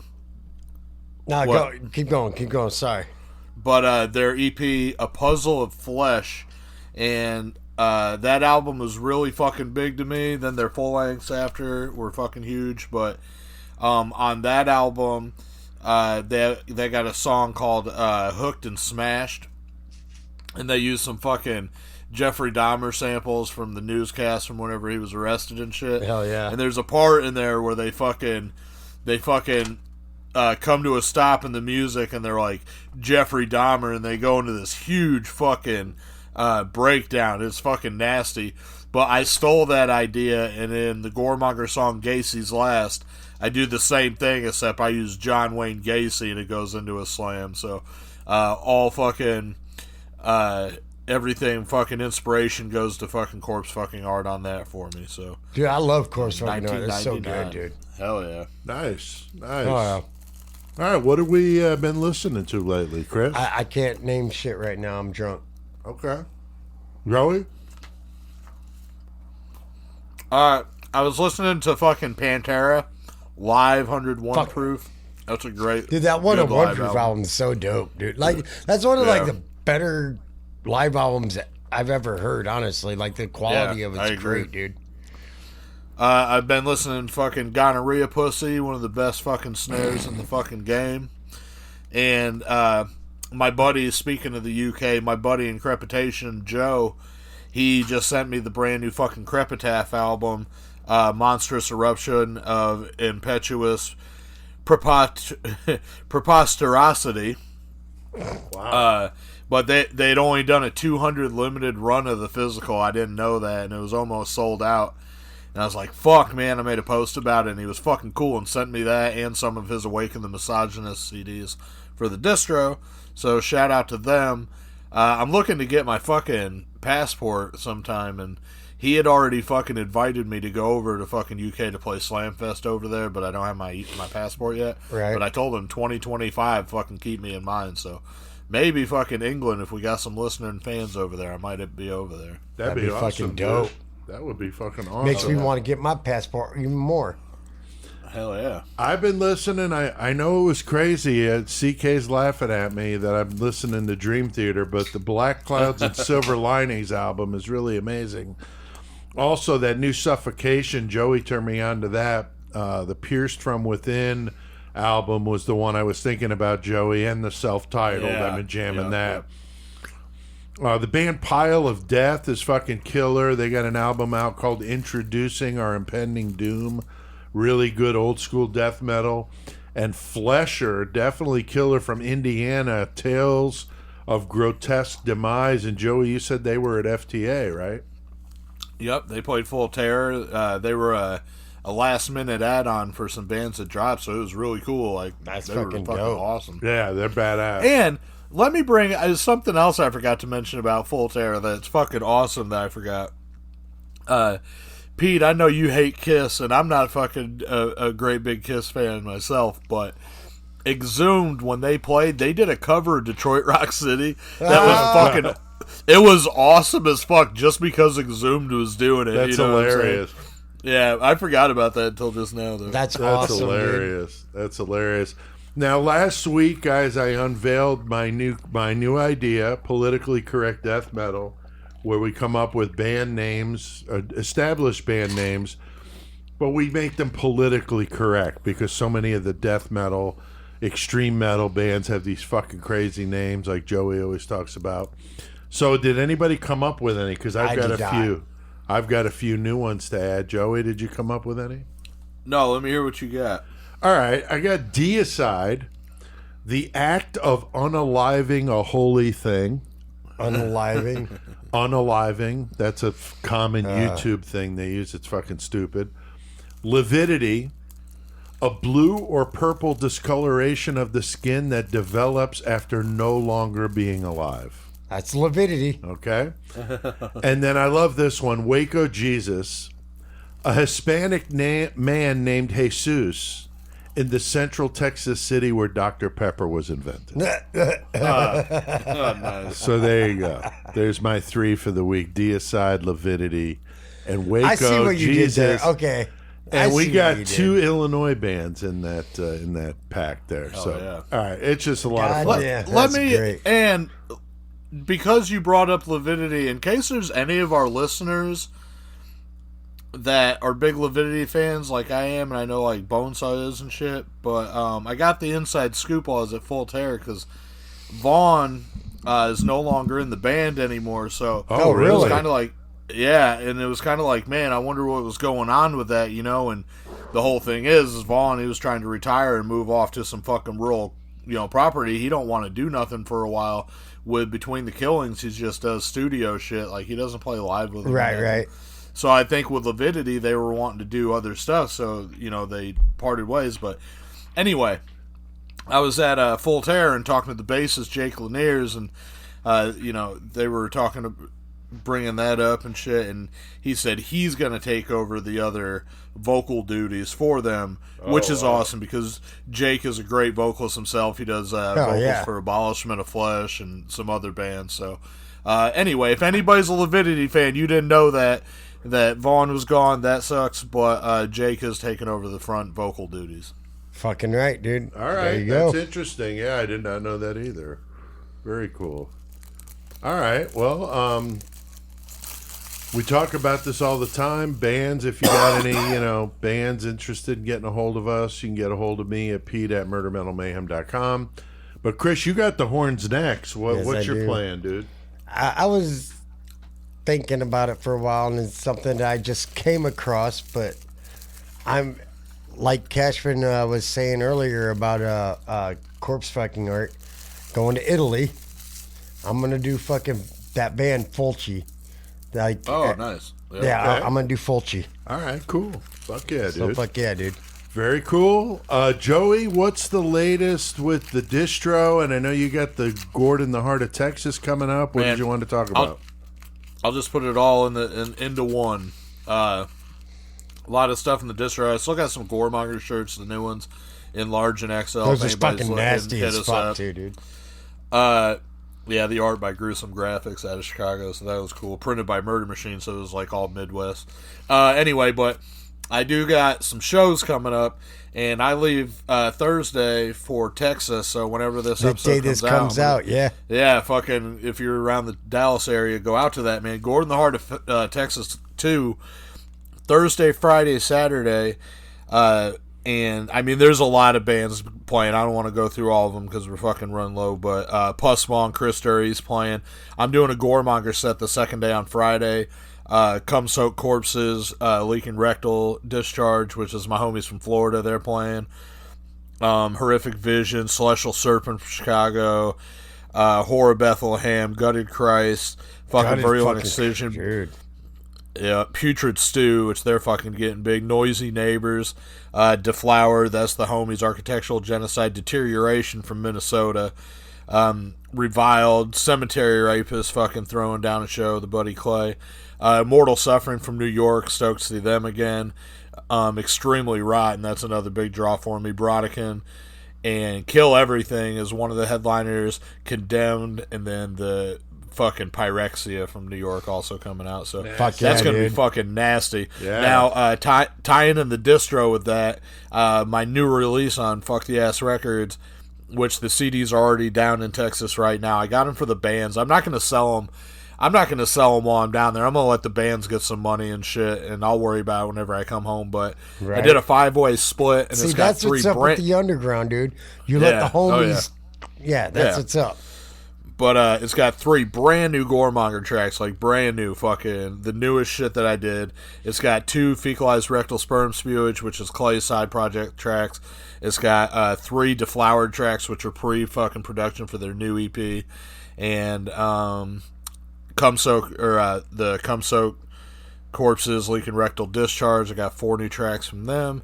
And then Slaughter Farm Gangbang, there's 12 songs that were previously never released and actually have like Bonesaw on a couple of them. Our buddy and my buddy Shane, he was there. And like a third of those songs are us just talking about Shane's mom. It's stupid, but that's exactly what Slaughter Farm was, so I'm stoked. Anyway, so that CD's coming out for the Texas show. And then real quick, I'll just plug it since we're here anyway. Fucking Friday the 13th, October, here in Toledo, free show. I'm playing Alien 666, and the headliner is my homie Syphilic from Michigan, so I'm fucking stoked on that.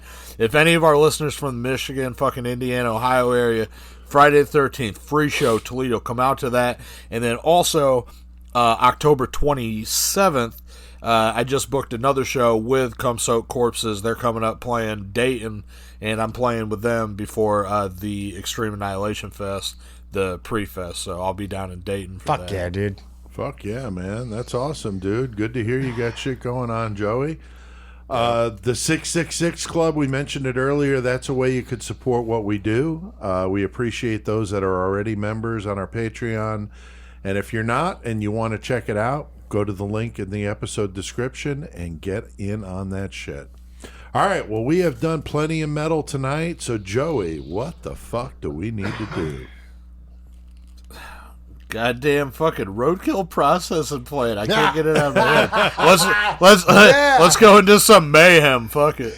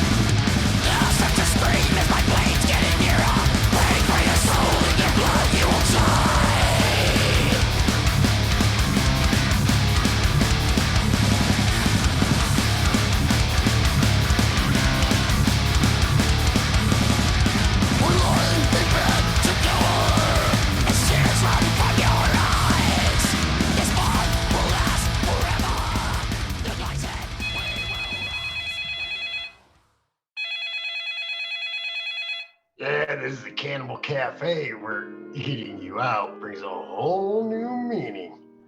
How the fuck can I help you? Yeah, this is Frankie, and I'd like to make a dinner reservation for two this Friday at 8 p.m. if possible. Dinner reservation?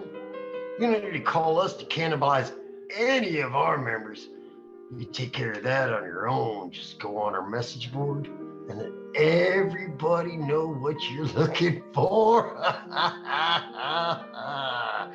There was a guy on there last week. He wanted some motherfucker to bite his dick off while he was still living, and he enjoyed every second of it. So I know he's still not available, but there might be others. What? Did you say biting someone's cock off? I thought this was a vegan restaurant. I'm offended. Can I speak to a manager? I'm going to leave you a negative Yelp review. I am the boss, motherfucker. Go take your bee's ass and jump the fuck off. You fucking poser cannibal wannabe motherfucker. Oh my God. Fucking stupid. Chris is over here just shaking his head, listening to that fucking Cannibal Cafe commercial. That's some good stuff there. And before that, Union of Horror from The Bleeding. Those guys are sick. And get that Monocrator album. It's streaming if that's what you want to do. I bought the digital download. It's fucking amazing. So, all right. Well, we are in Mayhem. Oh, man. And we've had one hell of a night. We're past the 2-hour mark, I think now, or right at it.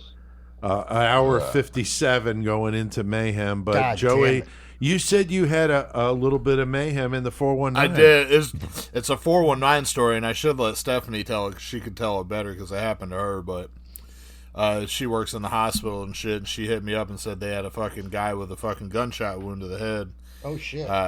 In their hospital, and he ended up not making it or whatnot. But then later, the next day, she came and she told me, you know, what happened. And apparently, there's this Chinese restaurant here in the 419 in Toledo, and this guy was like 60-something years old, and they fired him.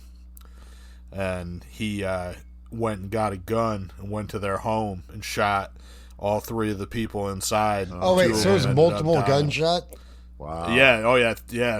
And two of them ended up dying. One was dead at the scene. The other one was the one that went to Stephanie's hospital and then ended up passing away. Wow. And then the other one, I think, got shot in the leg, or I'm pretty sure it was a leg wound. But yeah, no, that's some 419 shit right there. God man. damn, Yeah. they just Fuck that. You straight gonna gun fucking fire violence. me? Fuck you. Yeah, 419 God drama. damn, dude. Jesus Christ. Yeah, you should get Stephanie's available sometime soon. Let her tell the story about what up. Yeah, you gave us synopsis. Yeah, that's good. Right. That's good shit. I had a good time at the Market on Main event on Sunday here in Hayworth, Illinois. I had Sue Rovens, the local author that we've talked about on the show before. She comments on the Killer Cage matches and stuff. And so good to see her and her husband, Charlie. He's a good dude. And we got a little bit of rain, but overall it was a good event. I sold some books and met some people, and it was super cool. So thanks to everybody that came out. And I've got a couple of upcoming ones. It's on my website, PeteAltieri.com. You can check them out. But October 14th, Joey's got that show on the 13th. I got an event on the 14th in Bloomington at Red Raccoon Games. There's a horror convention going to be going on all fucking day from 10 to 5. It's going to be nuts. Quite a few authors from all over the country. I'm honored that they asked me to come down, and so we're going to do that. Yeah. And then November 4th on a Saturday, I'm at the Peoria Library for a local authors show they do there, and I've been there last few years, so that's cool. So, all right, well, Killer Cage Match, that's where we get a list of 100 killers that we came up with, 100 objects for them to fight with, and we have our listeners provide those random numbers, Chris, so we know what they're fighting and who's fighting Yeah, with. we do. Tonight we have Mark Tucker, Colin 815 Posse, Rogers, and we have Jason Lipari. Hell yeah, thank you guys. Oh, yeah. And we got a nasty one going on tonight in the cage, Joey. Yeah, we got fucking old Richard Ramirez with his fucking teeth. Oh, And shit. he's going to be fucking going up against the old man himself, Sick Ripper, William Devin Howell. Hell yeah. That motherfucker knows how to roll in a van. God That's damn right. it, dude. That's right. And they got a couple of objects, Chris. I think him and old Bill Suff, they should have drag raced their fucking vans. That would have been badass. Dude, for pinks, real. For pinks. Yeah, for pinks. Chris, what about the objects, man? Holy tonight fuck. they got themselves a fucking goddamn claw hammer and a fucking double-headed dildo. Go Oh. get her, son. Wow. All right. Well, we got the variable here makes this a game changer here, Joey. What is the variable tonight? Well, tonight, for our variable, we're going to have fucking Hannibal Lecter after a glass of wine. No. Yeah. And the song playing is Wet Ass Pussy by Cardi B. So yeah, Richard Ramirez fighting William Devin Howell, Sick Ripper, with a claw hammer, a double-headed dildo, and Hannibal Lecter just wandering about after drinking a glass of wine, and some fucking ridiculous-ass song playing on our fucking killer PA, and it's just weeping as it's playing this stupid shit. But Chris, I mean, what the hell do we do here with this? I don't know. Dude, like I said, I don't even know where to begin with this. This is like so much. I really wish I had read this one prior because there's so much going on. But at the moment, I'm just going to go with fucking, so the lights are out in the arena because you know how wrestling does. Like everybody's got to make their entrance, The whatever. music and everything. Yeah. So like, Night Stalker comes walking out to the arena. He's got AC/DC playing. I'm TNT, and he just comes walking out because that's. But he's gonna be pissed hearing that Right, fucking right. wet ass pussy. No, though. hold on. Right. Hold on. Wait. Hold on. You gotta wait. Fucking Night Stalker comes walking out into the ring, and he's just fucking like, yeah, I'm gonna fucking get this motherfucker. I see that hammer over there. Fuck that dildo. Don't even care. And then here comes motherfucking goddamn motherfucking fucking Sick Ripper. He doesn't just come into the arena. You know how like motherfuckers used to come in on their bikes and shit in the ring? No, he's in the van. He's got wet ass pussy just blasting on the radio because he wants that wet ass pussy. Yeah. He's like, yeah, that's is he what's eyeing up. up that double-headed he's just like dildo? cruising in the van. It's like, he's fucking chewing on a Big Mac, fucking goddamn getting it in. Just like, yeah, I got this shit. So meanwhile, goddamn fucking Hannibal Lecter, he just sitting there like, all I need is some fava beans. And fucking, he's just chilling, like he's ringside, like Mike Tyson status, all that. Okay. Like, just sitting there. Fucking Sick Ripper gets out of the van, gets up into the fucking goddamn ring. Him and fucking Ramirez are looking at each other like, now what are we gonna do? Fucking Sick Ripper, he fucking grabs that dildo. He's like, yeah, I'm going to use this later. And he just stuffs it in his back pocket. And motherfucking, then he's like, Ramirez is like, I don't even know what's going on right here. There's no AC/DC. This is bullshit. Fucking, he puts a pentagram on his hand. He's like, Hail Satan. It's not working. So Sick Ripper, he just like sees that hammer and he goes running after fucking Ramirez because that's how Ramirez got caught. Everybody's running after him with weapons, beating on him. He's like, no, I quit. So fucking Sick Ripper's just like, yeah, I'm going to fucking go rape bitches with this and I'm going to beat your skull in.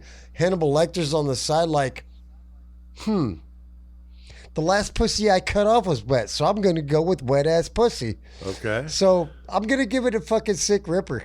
All right. He just like kills. Joey, if there was not a killer cage match made for you. Yeah, that's what I'm saying. Now I got to hear this. It's this one. So why don't you go ahead and take it from me? I got to hear this. I don't even know. This is so goddamn ridiculous. Yeah, it's dumb. But basically what happens is fucking, they come walking in and that beat fucking starts fucking pumping. Wet ass pussy, the fucking place is going fucking nuts. They see that fucking dildo in that ring. They grab that shit. William Devin Howe, Richard Ramirez, Hannibal Lecter. They all fucking start putting it into their own ass, fucking weird style, passing around in some pre-fucking ordained sexual fucking. I don't know what they're doing. They're just ramming each other's asses with the dildo for a second while the beat is pumping. Wow. And then fucking Hannibal Lecter, now he's pretty sophisto and he's been drinking on this wine. And what's the other object they got? They got fucking the dildo. And the claw hammer. Okay. Yeah. So, this is where it gets fucking crazy. Now, Hannibal Lecter, he's pretty fucked up, but he starts freestyling. He starts beatboxing. And he's going along with the wet-ass pussy. And before you know it, Richard Ramirez is looking over like, what the hell? That's some Satan shit you're talking about. I can get down with that too. And all of a sudden Richard Ramirez is on board and William Devin Howe, he's like, well, you know when I come through and Sick Ripper becomes the thing, you know I'm ready to party. So now the whole fucking stage is going crazy. And what happens? This is what happens. Whores in this house. There's some whores in this house. There's some whores in this house, Clarice. I said certified freak 7 days a week, wet ass pussy. Put that pull-out game weak. Woo! Oh, for Satan. Yeah, you're fucking some wet ass pussy for Satan. Ah, my teeth bring a bucket and mop for wet ass pussy. Ah! Sick Ripper! Beat it up, nigga! Catch a charge! Extra large! Extra hard! Put that pussy right in your face! Swap your nose like a credit card! Hop on top, I wanna ride and do a giggle while it's inside! Spit it in my mouth, Sick Ripper! Well, Clarice, you can gobble me, swallow me, drip down the side of me. Quick jump out for you, let the inside of me. I tell you where to put it. Never tell him where I'm about to be as I eat the flesh of Clarice. I run down on him for a nigga running me. Yeah! For Satan, I say now get your boots and your coat for this wet-ass pussy, bitch! He bought a phone just for the pictures of this wet-ass pussy for Satan, bitch! Pay my tuition! Give me the hammer! I'm gonna start beating my fingers in for Satan for this wet-ass pussy! God. Well, Sick Ripper gets one more line! Pussy A1 just like his credit. He got a beard while I'm trying to wet it. I let him taste it. Now he diabetic. I don't want to spit. I want to go. I want to gag some goodbye. I want to choke. I'm going to get your McDonald's bitch in my van. Wet ass pussy. And nobody dies because that's just fucking. That's too much. That's a platinum hit. That's the remix of the year. Yes. I love it, And bro. that's it. I love everything you just did. Damn. That was great, dude. That's awesome, dude. Oh my god. There is a lot of lyrics. Like, I only sang like a fourth of the lyrics in that, and it's just stupid shit, but you know. Yeah. Oh of my course, god, of it's so course. good. And that's why the listeners love some killer Oh my cage God, match. So dude. worth listening to over 2 hours of this I'm stupidity fucking dead, to dude. get that. That was worth its weight. Holy shit. All right. Well, Creation of Chaos 4 is my new book. It's on PeteAltieri.com. I'll link to that in the What the episode fuck just description. happened? The audio book is wrapping up, and I got to submit it to ACX, which is the company that provides it to Audible, Amazon, and Apple. And I'll also have it on my website for a better deal, and you can buy it directly from me. And so that I'll keep you posted. I'll have it in the web store. I got some good sales going on. I got some sales going on to different books, so go check it out. Also been doing some cross promotion with Sick Rick masks. yeah. When you buy one of Hell his yeah. new Anton LaVey masks like we got here, Oh, you that get the motherfucker, free that black one. audio version of my short story One Night with the Blood Countess, and it's from my Creation of Chaos 4 book, but you got to go to sickrickmasks.com Get that or mask. Rick's Facebook page. I'll link to that in the episode description. The Murder Metal Mayhem website, we've mentioned that before. It's a great way to save some money on that 666 club. Yeah, you get a little bit of perks. MurderMetalMayhem.com. We got some shit going on over there. Come check it out. Yeah, we got a blog. I update things about every week. Some different stuff happening. So go check it out. Mention the YouTube channel. You want to subscribe to that. All right. Well, we have done plenty of mayhem tonight. So I think it's time to hit the outro.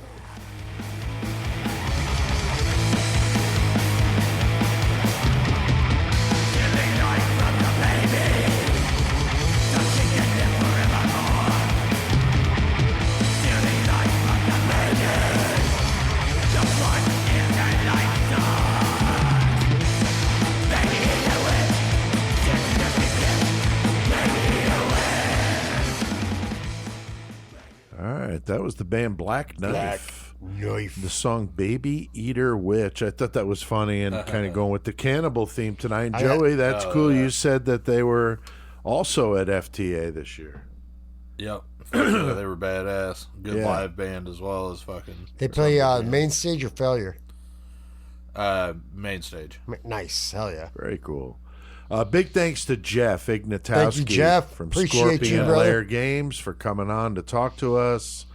Link to him in the episode description. Joey, what about the bumper music tonight? Fucking tonight we had fucking The Bleeding, Black Knife, fucking Suffocation. Fuck yeah, Nasty, dude. nasty. And Chris, what about that metal segment intro? Always for CK, the great metal motherfucker by Chrysix. Come get some. That's right. And the Murder Metal Mayhem intro, Crawl Space by Low 12. Thanks to everybody out there that listens. We do appreciate it. We got some comments we want to read. Chris? Yes, we do. How First about one the we first got one? right here is Helen Richardson says, I just found about you from a girl at work. Love this podcast. It's sick and twisted, but funny as fuck. I'm sorry, but funny AF. Funny as fuck. But listen to you every week in San Antonio. Get it, Texas. Awesome, awesome. Joey, how about that second one? Bob the Killer 666 said, I'm a listener in Adelaide and all the guys I work with listen to you. I finally did, and I've been binging on the past episodes. Horns High from Australia. Thank Awesome. you, sir. Thanks, Bob. And then Dankness Be Damned comments, I'm a black market pot farmer in Humboldt County. I thought that was funny. Yeah. I love the episode you guys did on Murder Mountain. That shit is true, and motherfuckers are crazy here. Yes, so, they are. Yes, they are. it sounds like it, for sure. But thanks for listening. And Chris? last but not least, we have fucking Judas Priest Rules 4.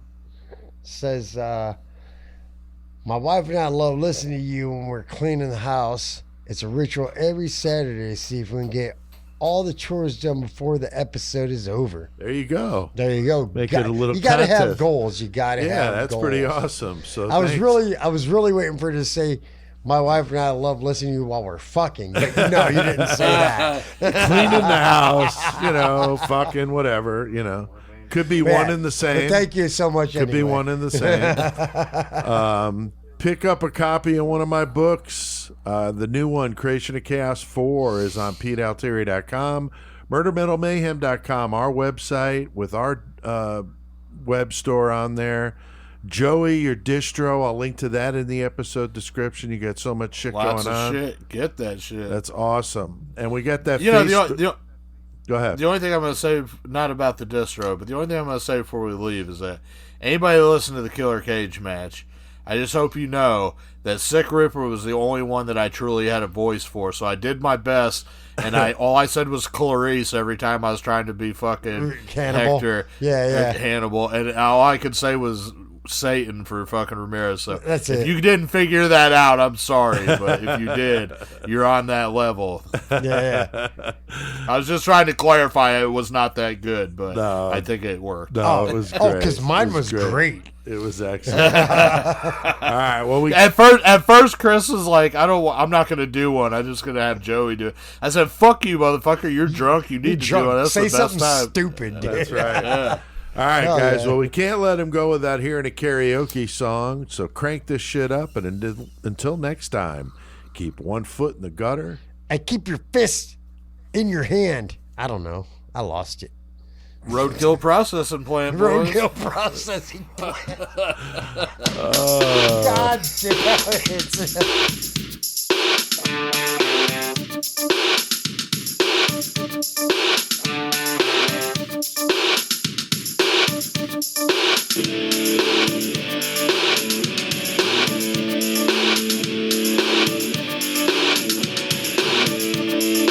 I can't stop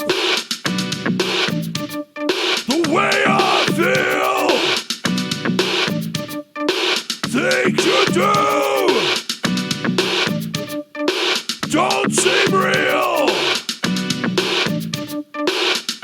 Tell me what you've got in mind, 'cause we're running out of time.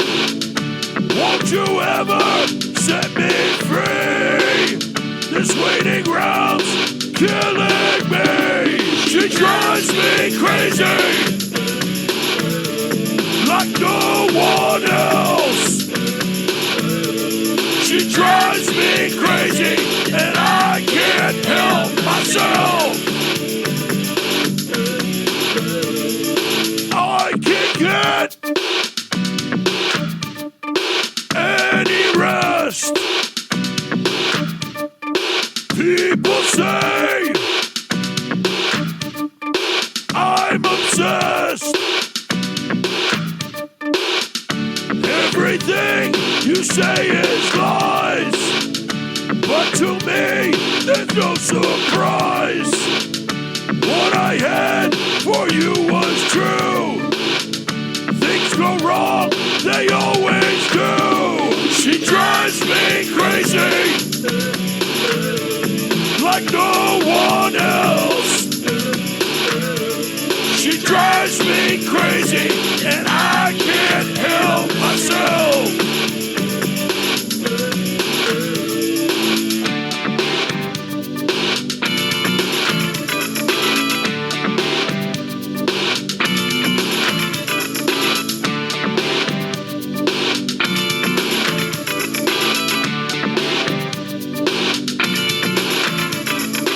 I won't make it on my own.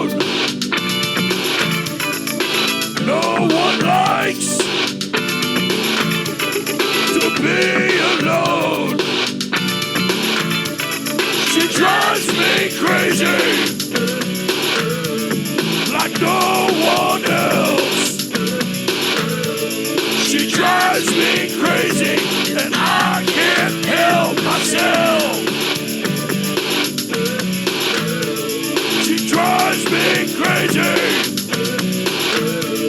like no one else. She drives me crazy and I can't help myself.